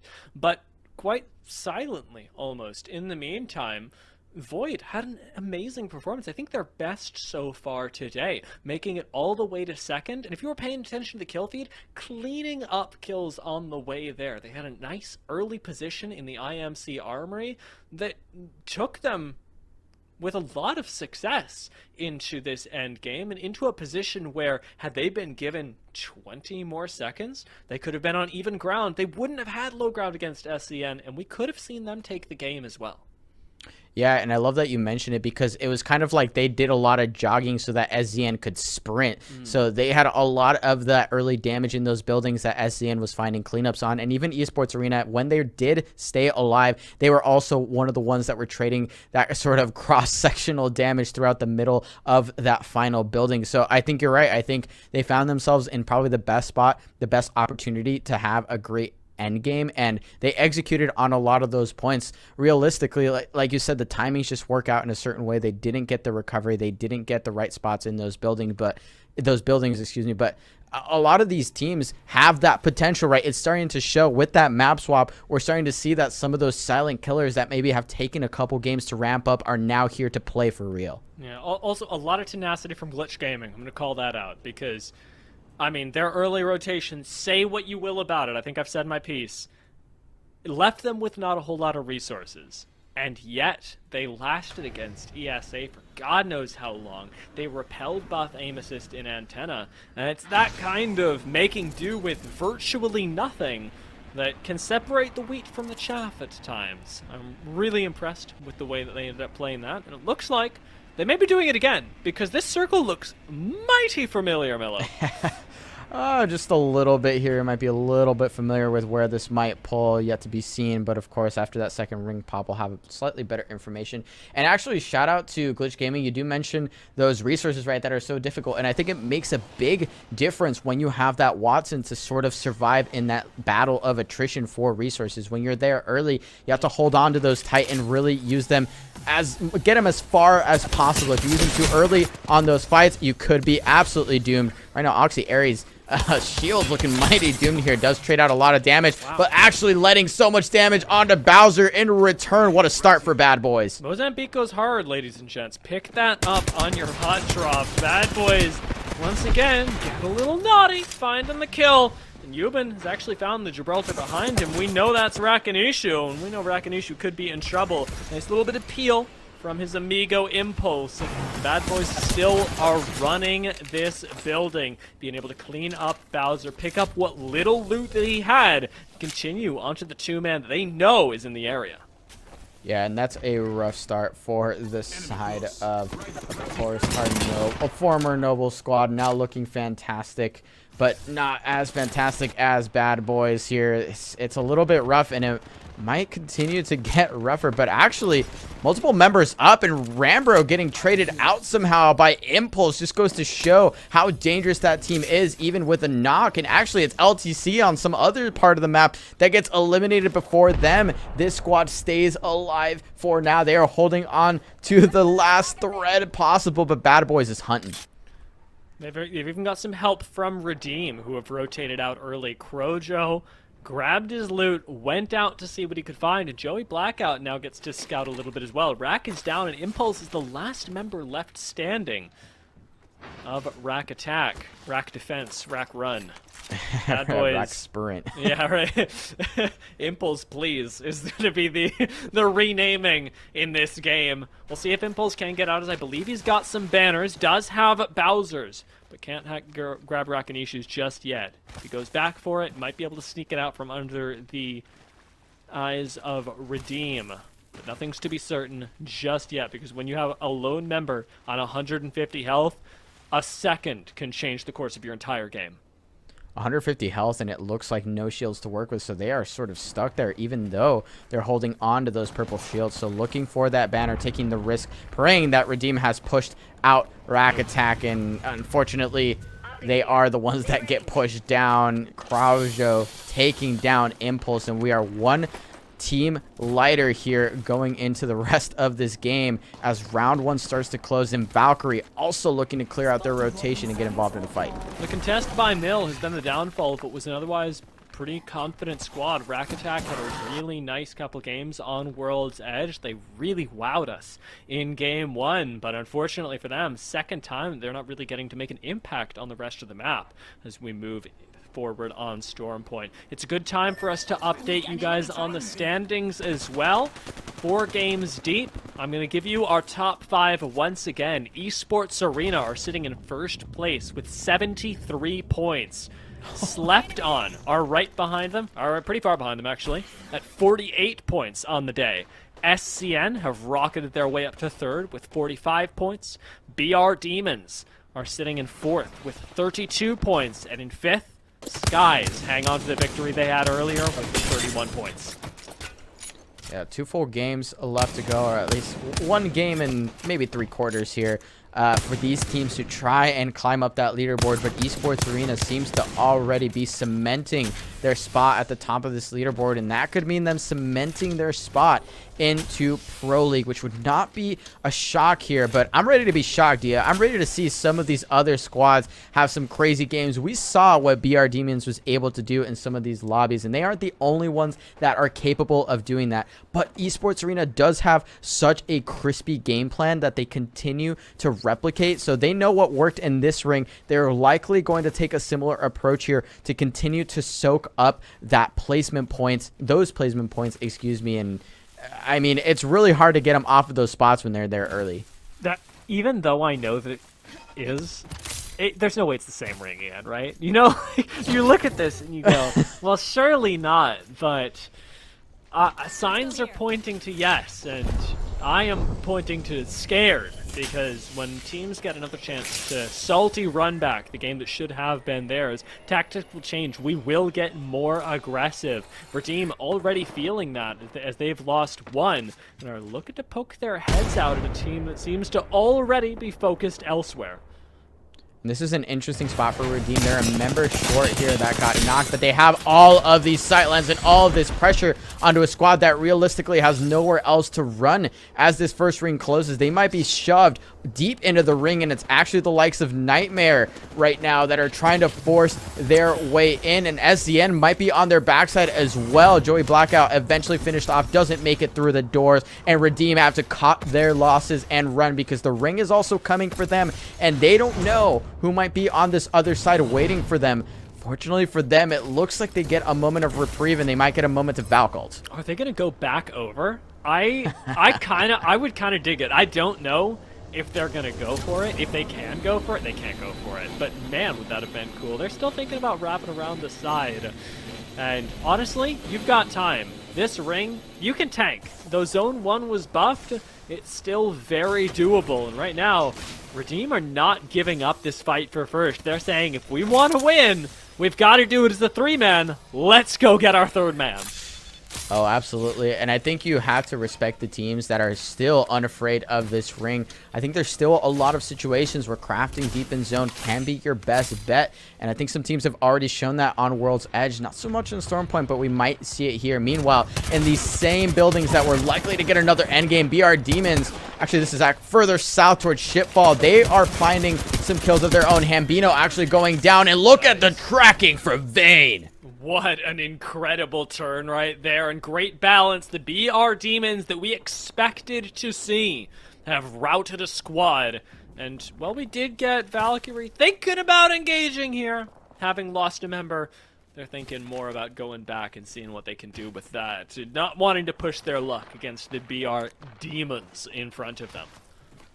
Yeah, definitely a dangerous team. And actually, Buff Amesis were the ones holding this spot last game in a very similar timing here. So Valkyrie does get a little bit of space to work with, but actually they're the ones being kept out. And they might not have actually gotten that spot. That might still be held by the exact same team. We will see here in a moment, hopefully. But they still have a member to recover, Dia, and that's critical because even though they could potentially fight this spot under normal circumstances, they have BR Demons on their back. They have another team in front, and they are a member short. So most likely going to go for what could be a suboptimal scenario here, moving their way into Antenna that is pretty well populated, at least on this southern side, by 2 teams. Calling out Void again, who are starting to pick up momentum. They are once more finding themselves comfortable in the ring that pulls this way. We'll see if they can replicate their success from earlier, because right now Void are sitting at 7th with 24 points, and it wouldn't do them any harm to push themselves up further, though first place is still a bit out of reach. This could not only put it in reach, but even if it doesn't, it could stack up some much needed points for the future.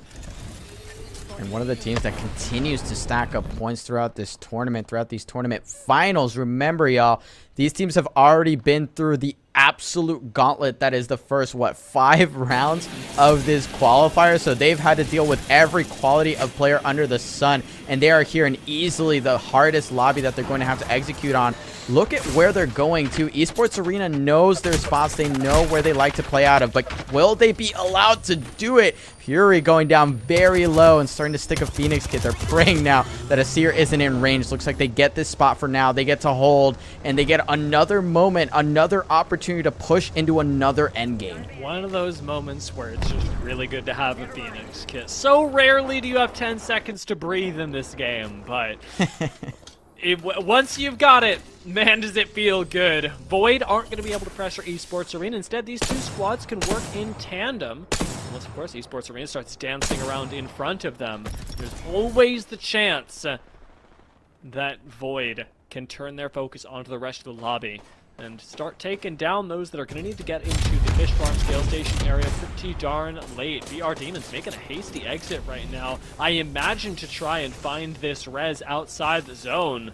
Vayne should survive until such a time as they get this, but even so, sitting outside zone on this gravity cannon is really risky because your entry is very telegraphed. You do not have a lot of options. It's gravity cannon or a straight line into the ring.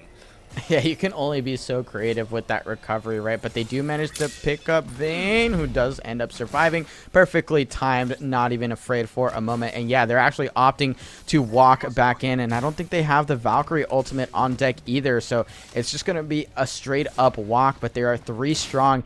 And this is still second ring damage, which isn't absolutely detrimental, but boy, does it start hurting a lot more than the first. I'll tell you what's really detrimental is that ring flare that was accidentally put into the game. They're still working on taking that out, but for right now, it could be the downfall of several teams. Nightmare, though not outside of the ring, are definitely taking some light effects to the face. black hole that was dropped right in front of them. Dracos and Bursty, though, surviving even through that coordinated push and able to make their way onto the roof, where they now have a much more commanding position over this situation that's developing behind them. I believe it's a two-man they're fighting as well. Take a look at the kill feed. We've got some kills being found by Void. Yeah, it's getting hot over there. Void definitely looking for the salty run back. First attempt is actually knocked out, and Nightmare actually getting the bleed outs there. So some earlier knocks that are starting to turn into, you know, the cash-in of KP that they need. And they actually have a respawn beacon here conveniently for Ronnie to get brought back in. And I think the team they're keeping out might be Redeem. Another squad that might be looking to force their way in and clear this rotation is Lo Que Sea. I think they're hearing a res, but take a look at the kill feed. Esports Arena going out in 16. That is a really solid missile swarm for right now. The fact that Esports Arena is missing is something these teams can now capitalize on. If Lo Que Sea can just find these kills, even as a two-man, it'll mean so much to them in this game of catch-up that everyone's playing with ESA. Controversial, dropping onto this low, is going to have the car already reloaded and down. Siwa hitting the ground like a sack of brick. Skies, the last one left, is fighting it out with these knockdown shields. But we know the name of the game, guys. This is Apex Legends. Third parties determine everything. And Valkyrie, even as a two-man, come in and wipe the floor with Skies. Looking for Controversial now. And you have to know when to get aggressive. Valkyrie, even with a two-man, they recognize that this might be one of their only opportunities, not just for points, but for clearing out this side of the map. And look at where they get to walk now. They don't have to worry about the squad in front of them that might shove them out. And you can see there, Lane might have just rethought this game plan, finishing off a kill here on the backside. And they're likely to pick a Valk ult. And yes, indeed, now going to look for just a corner, a slight, you know, crevice that they can hopefully play this out of, because look at how busy this already is. Glitch Gaming in a very similar spot, but also potentially on the winning side of a fight this time around. Don't have that many options. With Chadamus Prime relegated down to playing as a two-man as well, it feels like this is the story of today's lobby. Even with this Seer ult, there's just so much info that BR Demons have to push in to find Slacking and take him out in half a second. They own the top floor of this building, and if you think BR Demons are stopping there, you haven't watched them for very long.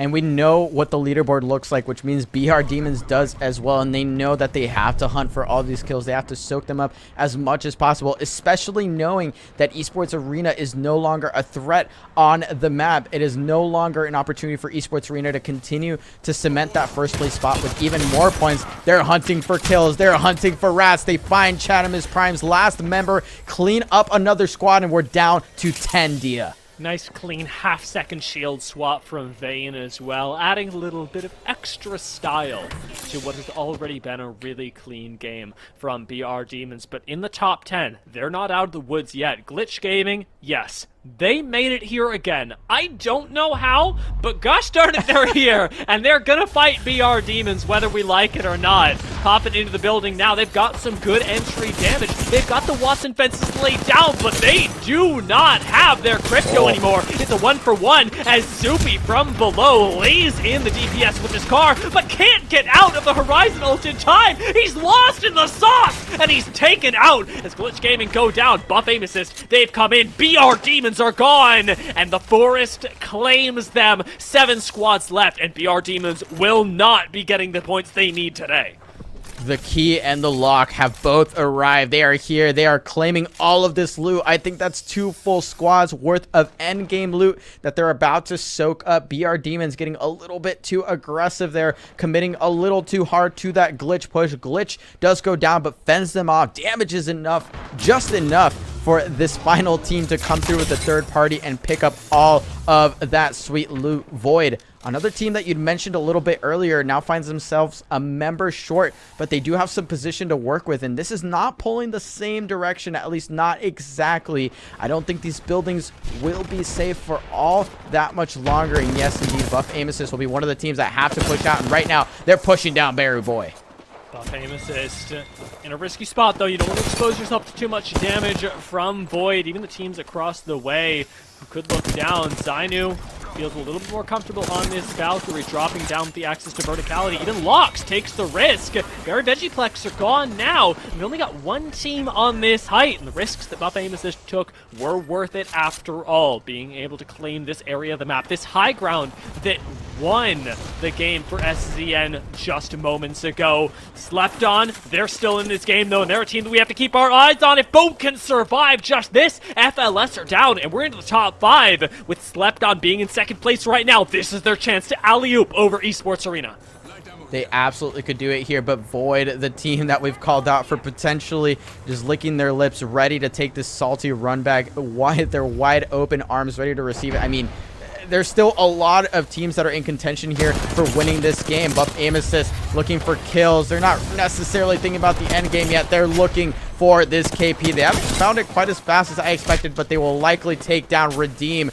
Lock's getting a little bit low, but they do take him down in the end. That's another 2 KP in their pocket. Even more loot to work with, even more LOS now. God. The map is even clearer, and Void is getting pushed. Oh my, as soon as we panned to them, you knew they were dead. You see 3 people from Slept On dropping in against a 2-man, and there's no way out. With 3 teams left, though, I'll tell you who doesn't have a whole lot of ways out. It's Slept On, who, from this IMC armory, can still be flanked, can still be jumped on, and who still have to contend with 2 squads who are trying right now desperately to sandwich them. And Nightmare, we get to see him in an endgame with a playable position. They have just 2 other squads. This is actually one of the slimmest endgames we've gotten to watch so far. And right now, all of these teams are so hungry for every single one of these points that are left on the map. They are looking for all of those kills. They are looking for that positional point that they can pick up. Every scrap matters right now. And Buff Aim Assist looking to take position to take even more. Jumping on top just like we had feared. If you're looking for a Slept On game, this is going to be tough. That black hole getting stuffed short-handedly, though, is going to hurt Buff Aim Assist's chances of winning this in an endgame. Nice cracks, but they're not dropping down just yet, knowing that in a situation with 3 teams, they who start the fight first often are the ones who end up in second, if they're even that lucky. The Buff Aim Assist, they're going to play this one slow, and they've got to look towards Nightmare to be the team that these 2 squads can collaborate on to take out. Yeah, absolutely, but they really should be the ones to pressure Nightmare right now, because Nightmare doesn't have all that much cover to work with on this walk-up, and this isn't even the final ring deal. We have another one that will close after this, so shout out to Nightmare for staying alive and really just not taking all that much damage from Buff Aim Assist. And seems I was wrong. There's plenty of rocks to work with for the time being. So Nightmare picking a really clever spot that potentially forces Buff Aim Assist and the other squad down below them to fight first. Great angle from Dracos as well. He's keeping the pressure on Buff Aim Assist, making sure that they don't feel comfortable pushing Nightmare. The ARC-Stars flying in. Buff Aim Assist, their roof position is getting pretty iffy.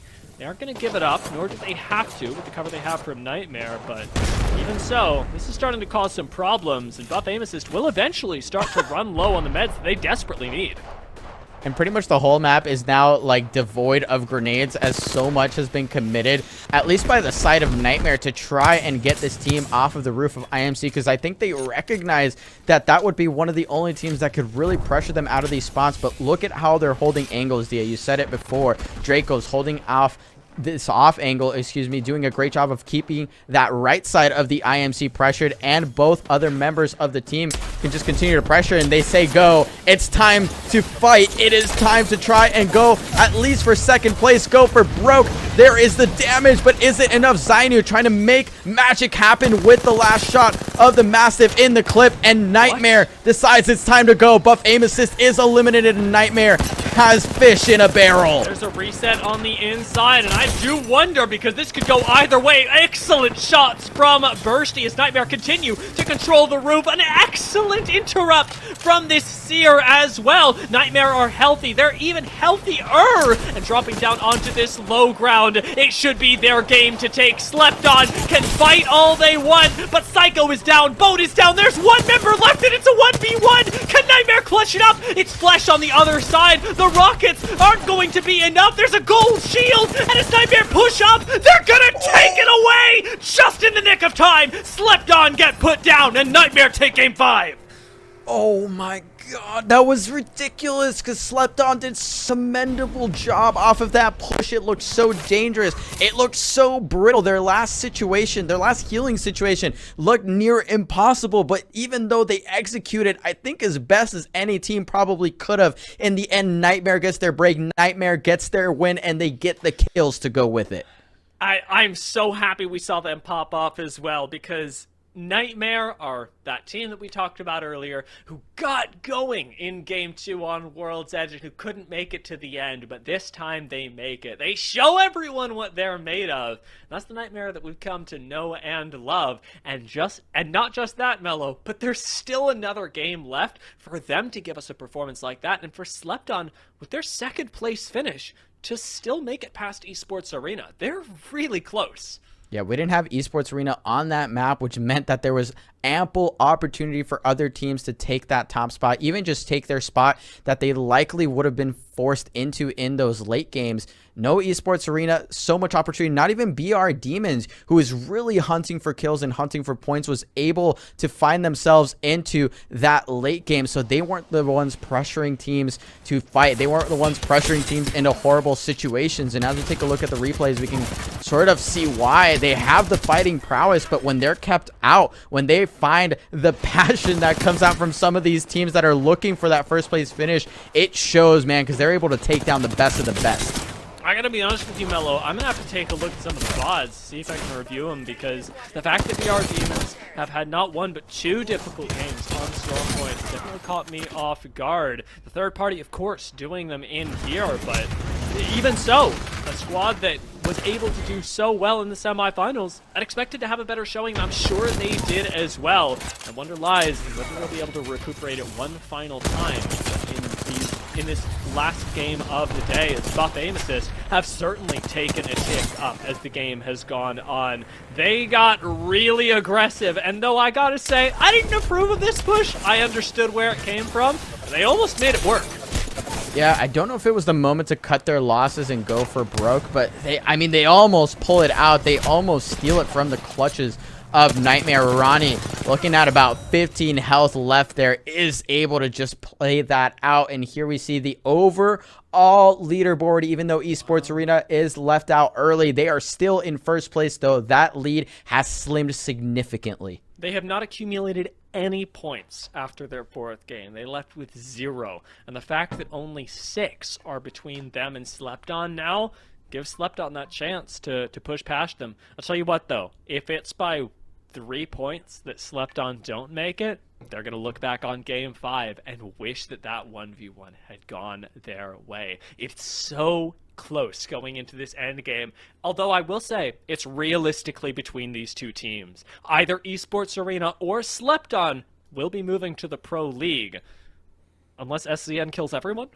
Yeah, I mean, what are we looking at here? I don't like doing public math because it tends to throw me into not so fun places. But yeah, right now, SZN is going to need a massive amount of points, really, just to even get up tying with Esports Arena. So they're preying on Esports Arena's downfall early. 0 points from them for them to have a chance.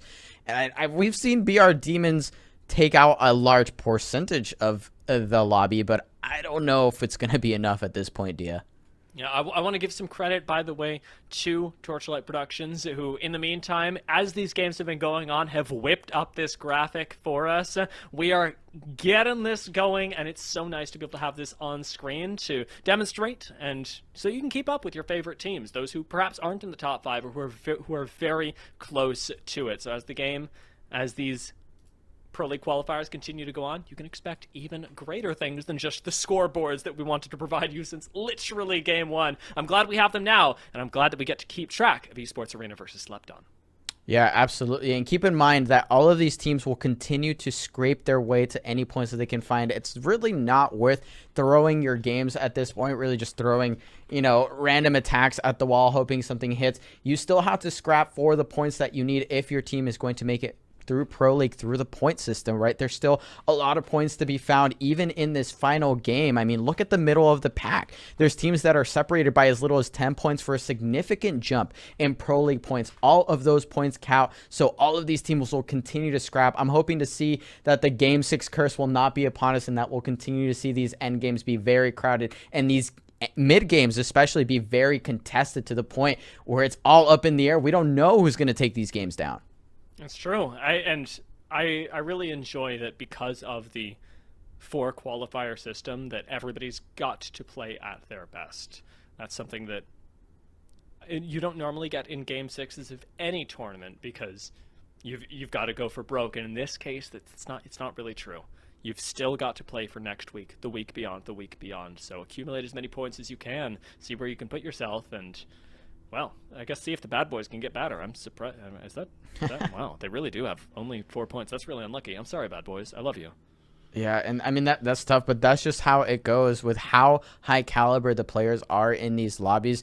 It only gets tougher from here, right? And you can imagine how much more competitive the later lobbies are going to be, even in just other Pro League qualifiers, because if this one didn't go your way, you are more than hungry to make it go your way the next time. I'm sure the likes of BR Demons, if they can't pull out that insane, 36-point win or whatever here to take that top spot, they're going to be coming back for qualifier number 2 to do the exact same thing to the earlier lobby. So I think it's just going to get increasingly more competitive and even more scrappy as some of the teams that didn't have success in the earlier qualifiers start to find their own as the ALGS preseason progresses.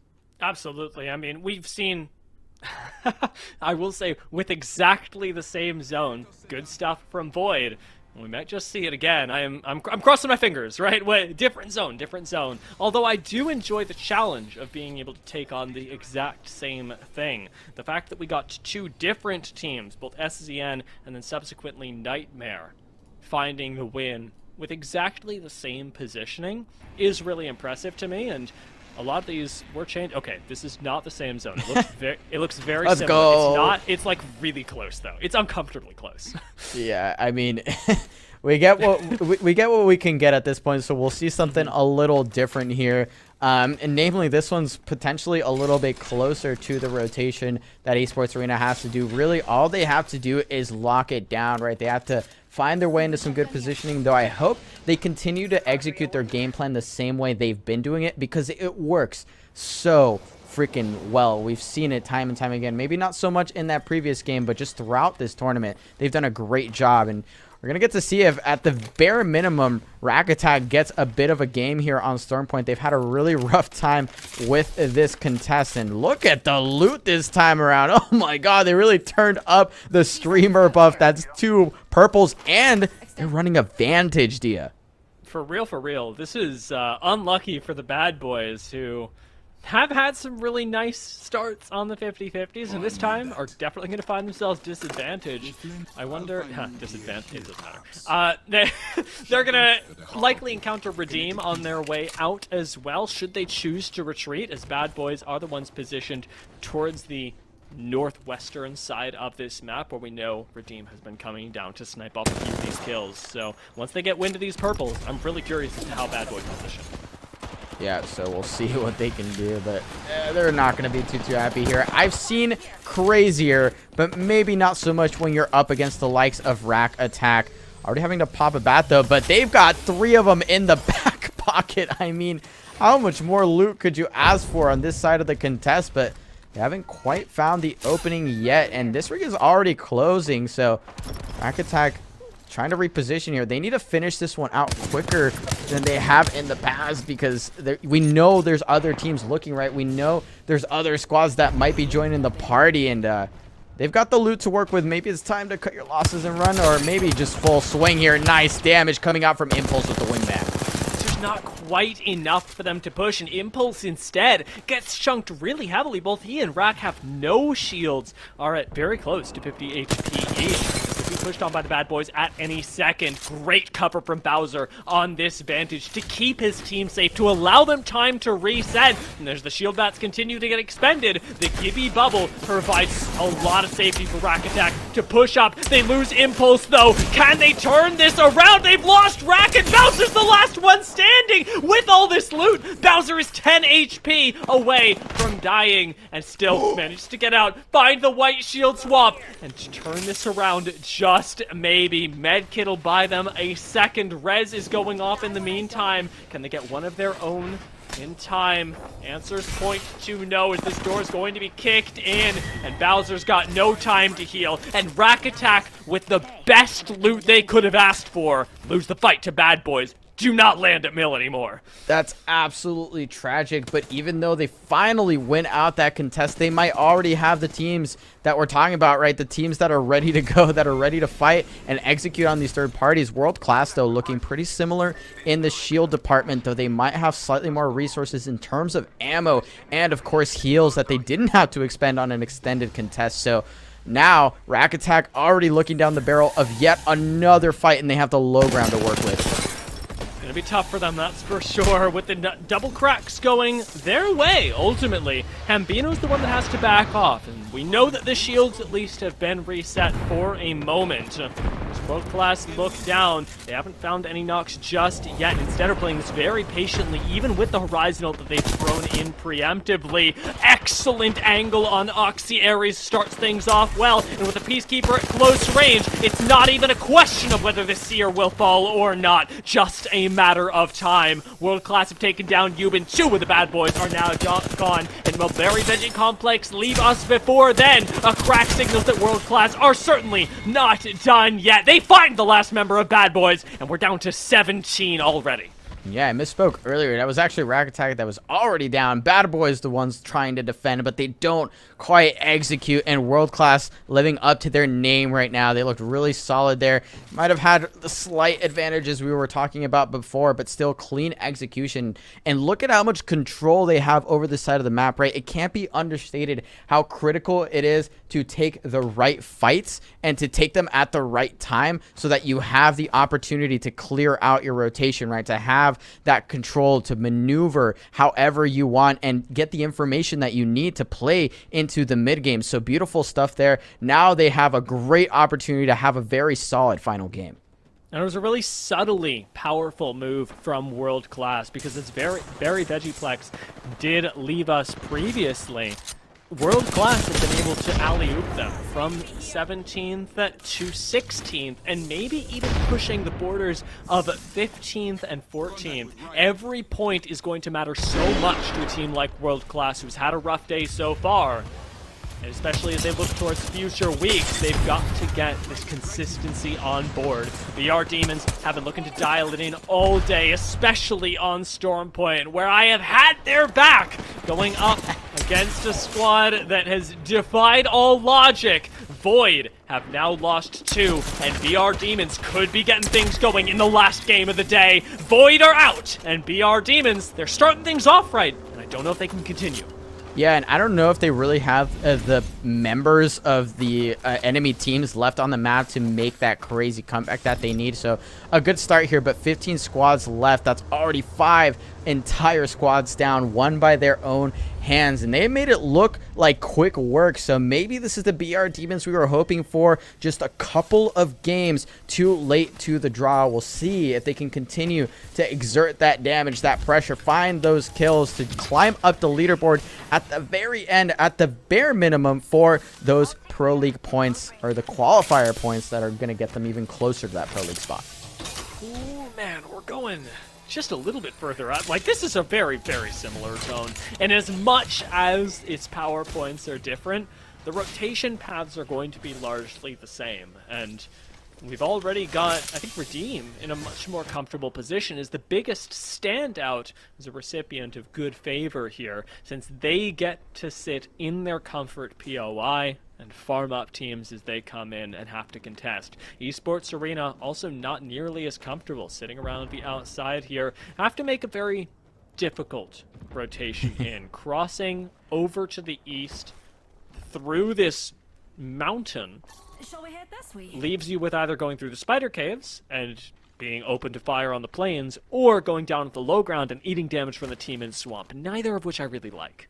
Yeah, and it's tough, but at the same time, Esports Arena understands that they have another opportunity here to clear out teams, to pressure teams in there. You can maybe even tell from the pings what they might be thinking about. Even though they can shove their way through these chokes, it's not always the best call to get in there extremely early, because when all of those rotations crash, you could be on the losing end of a lot of those rotations. Certainly. So, slept on. I would say losing out on rotations with the time they're taking to fight, but they're gaining something else, being the squad in second place and desperately needing to move past Esports Arena. Every kill matters right now because it's your Pro League spot on the line. They take out 2 members of SZN, and Slept On get that reset as well. Things are looking good for them. Should they choose to push this agenda a little bit further and move themselves closer to Esports Arena? They're at 69 points now, and that's nice because they're now only 4 points away from ESA. And ESA right now hasn't really gotten that opportunity to play the same keep-out game that Slept On just executed on against SZN, and look where Kenny is going. I mean, the amount of alarms that must be going off for Kenny are many, many, I promise you. But what choice do you have here? No banners recovered, and now just looking for a way to sneak on in here, hoping that they've gotten away with this one for now. And Esports Arena might not have eyes on this, and they might not want to capitalize on a solo member either. Keep in mind, they already pinged out behind them. They know that there might be other crews that might show face and try and fight them out. So Esports Arena, again, just executing on a very specific game plan perfectly.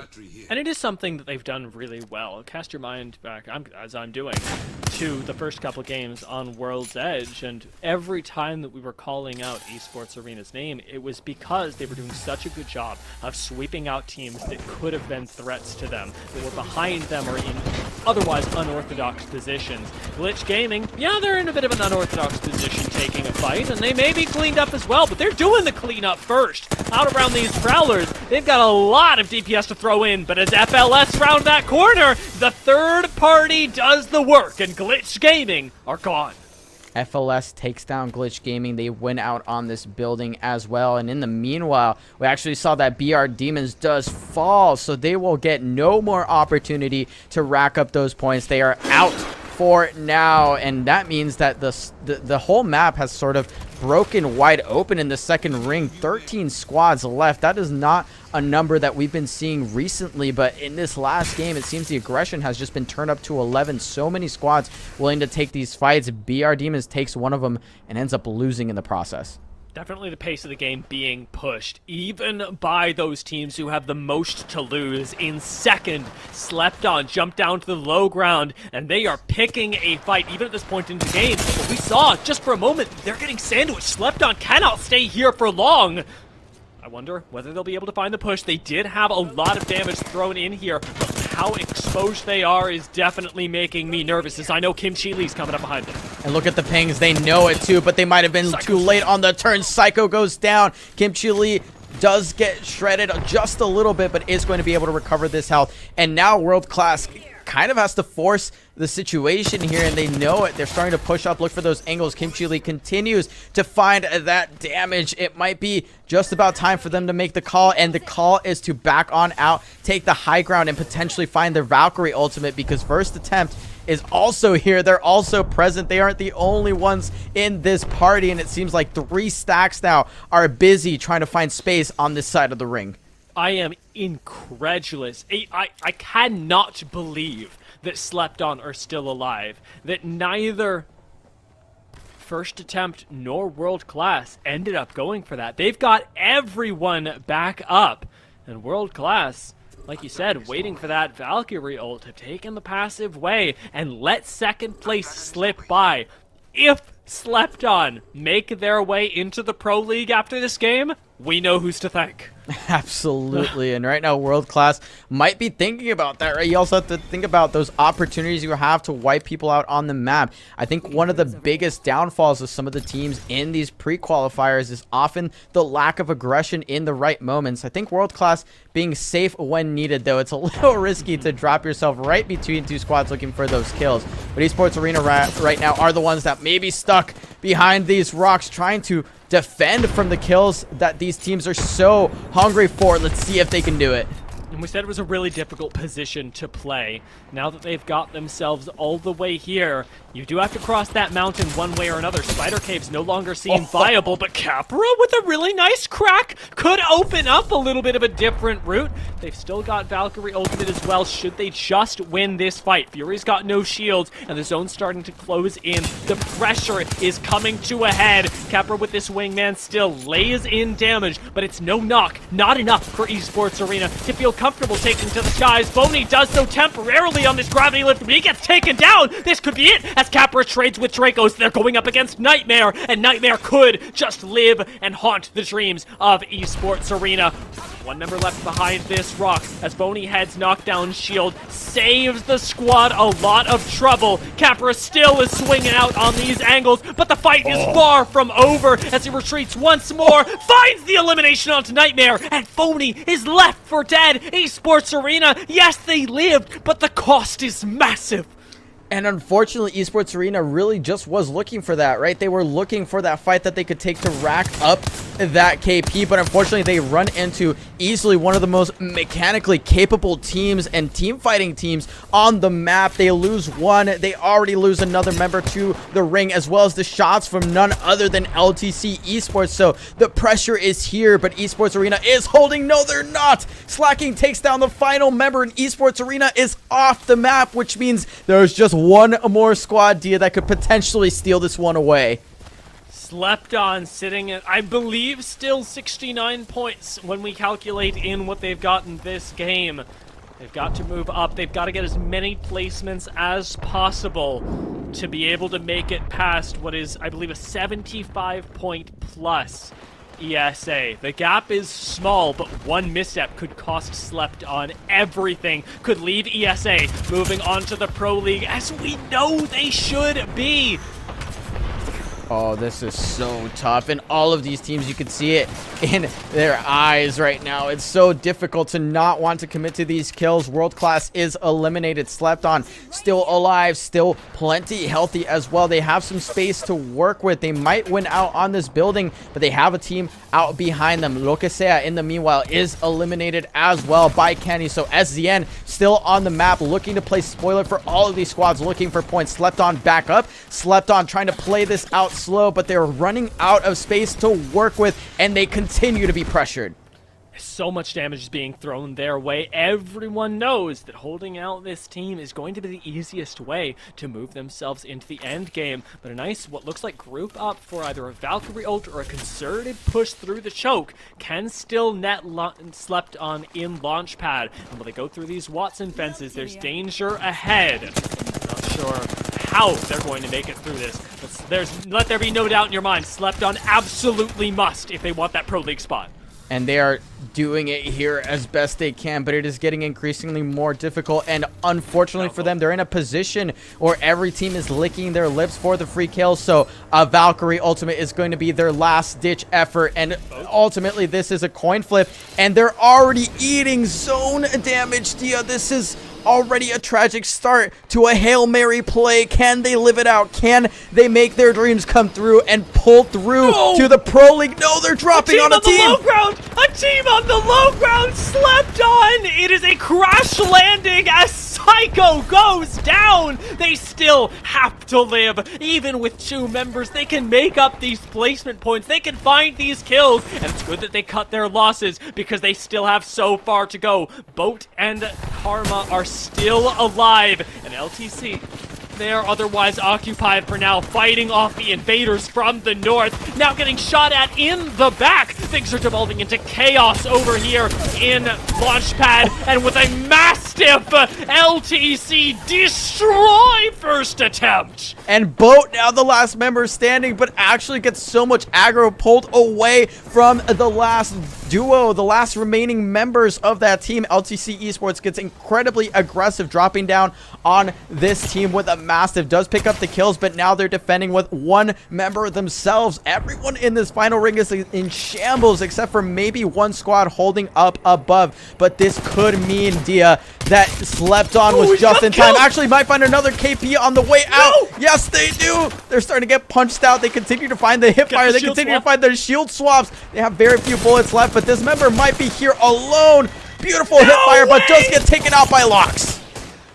And just like that, Slept On are down, and their dreams at Pro League are pushed to next week. They won't be making it this time, as the cutoff just barely denies them. We continue to devolve into chaos to see who will be our champions for the final game of the day. Chatamus Prime in the top 3 squads with a Kraber and a car are ready for it. And with just the last 2 squads, it's an easy cleanup. Chatamus Prime give us a quick death, moving us on from the last game of the day with an additional 12 points. Wow, Slept On. If anyone was sleeping on that squad, now is the time to reconsider your priorities. What a performance there. And I think, Dia, it was closer than we might believe, and we might be somewhere near a photo finish. Esports Arena did live there for a couple moments, but there were kills that were racked up. There was some positioning that was jogged up a little bit, so I can't wait to see these standings. Slept On, though, if they don't make it through, a pat on the back, and of course, massive congratulations to them. Chatamus Prime, though, does come through with the cleanup on the last game. You have to give them that credit as well. Getting aggressive when it mattered, picking up a lot of great kills there that might actually jog them up in the placements themselves. I mean, with the additional kills, I really am waiting on the announcement. I'm 99.8% sure that Esports Arena have that first spot, and there's a 0.02% chance. It's very close. So let's take a look at the replays as I take a breather, see what we got for our very first look at a Rack Attack special. Unfortunately for them, didn't quite make it out of Mill alive, and I say this unironically. I think at this point you do move on. Yeah, I mean, that was a little bit painful, but in the end, a lot of these squads are really just trying to find the last shred of KP and really just the last shred of practice that they're going to get against some of these fantastic squads until next week. And FLS finding Glitch Gaming there as well. This fight, though, this was sort of the make or break moment for Esports Arena. If it weren't many of the other teams, they find that kill a lot sooner. They are able to rotate into this ring a lot faster, but that is not the case. They drop early. And a lot of these teams pulling away the aggro from the last member of Slept On, though, ultimately not able to find that last piece that they needed. Chatamus Prime does clean it up. And they really do. Oh my. Oh my lord! Esports Arena sliding into Pro League with a 1-point lead. I will throw your mind back to Game 5, Mello, where it was Slept On versus Nightmare in the final fight. And Slept On lost out on it by 10 HP. And that's 3 points, right? Like, that is not a small amount. That is the difference. They almost made up that difference in this one game as well. But, that one hurts. That one hurts me. But congratulations to Esports Arena. No one, I think, will argue that it was not well-deserved. They played out of their minds in the first half of these finals, and really just throughout they were doing a lot of things right. Again, just having a solid, consistent game plan with a solid, consistent group of players makes all the difference here once these lobbies get as competitive as they do. But Slept On, if they're not the favorites here, at least in terms of how close they got, I don't know who is. They have got to be the team to watch going into next week, and if need be, the next one and the next one and the next one. Slept On have come out of seemingly nowhere and given us a show like I could not have imagined going into today. What I thought was going to be a BR Demons show, and credit to them, ended up netting them in 4th place, still got surpassed by teams like Slept On and SZN, who showed us that even at this top level of the qualifiers, they can roll teams when it's on. Yeah, and they really turned it on. As Yen, a great example. And I mean, even some of the teams that we didn't expect to take away games, you have to give a shout out to Skies. You have to give a shout out to some of these other squads like Void, who we kind of did expect to perform, but just got caught on the bad side of some fights. And that's really all it takes to knock you down in the rankings, though. I mean, Esports Arena's performance, that's something that you take notes on, because that is execution to a degree that I think very few teams are able to accomplish. And a big reason for that is the Pro League experience. There is a healthy debate, should you ask the right people, that Esports Arena should have been invited to Pro League. And the fact that they win the very first Pro League qualifier of ALGS Year 3 cements that. They will be going, and they will be going on their own terms. They know this, but Esports Arena, formerly known as W, is an incredible team that I've been watching for a really long time, and I am so happy to see them earn the place that is rightfully theirs. No one can question that ESA deserve to be in Pro League, and I can't wait to see them perform. I can't wait either. Very well deserved. I think it's just a team that we expected to see on that list sooner than later. It turns out it's sooner. The first qualifier gets taken down by Esports Arena, and that's actually going to be the first qualifier wrapped up. We had a fantastic set of games. Thank you so much, Dia, for joining me on this escapade of just craziness, and I can't wait for so many more of these teams to try and stake their claim again. We've got 3 more of these left for y'all as we proceed through October and into the outside of what will be Pro League. And if you weren't excited about Pro League, you definitely should be now. But that's going to be it from us. Thank you so much for tuning in. Thank you so much for getting through these early kinks with us, and I can't wait to see y'all later. Peace. Yeah, if you want to check out more of Mellowcrit's content, you can find him at Mellowcrit. I'm at esportsdia. I think almost everywhere, but mostly on Twitter, so follow me there to keep up with what I'm doing. And, of course, Torchlight Production, who will be bringing you all of the NA Pro League qualifier action. Keep up with us here by hitting that follow button and making sure that you are here for all of the action that we're going to have in the next 4 weeks, and we'll see you then.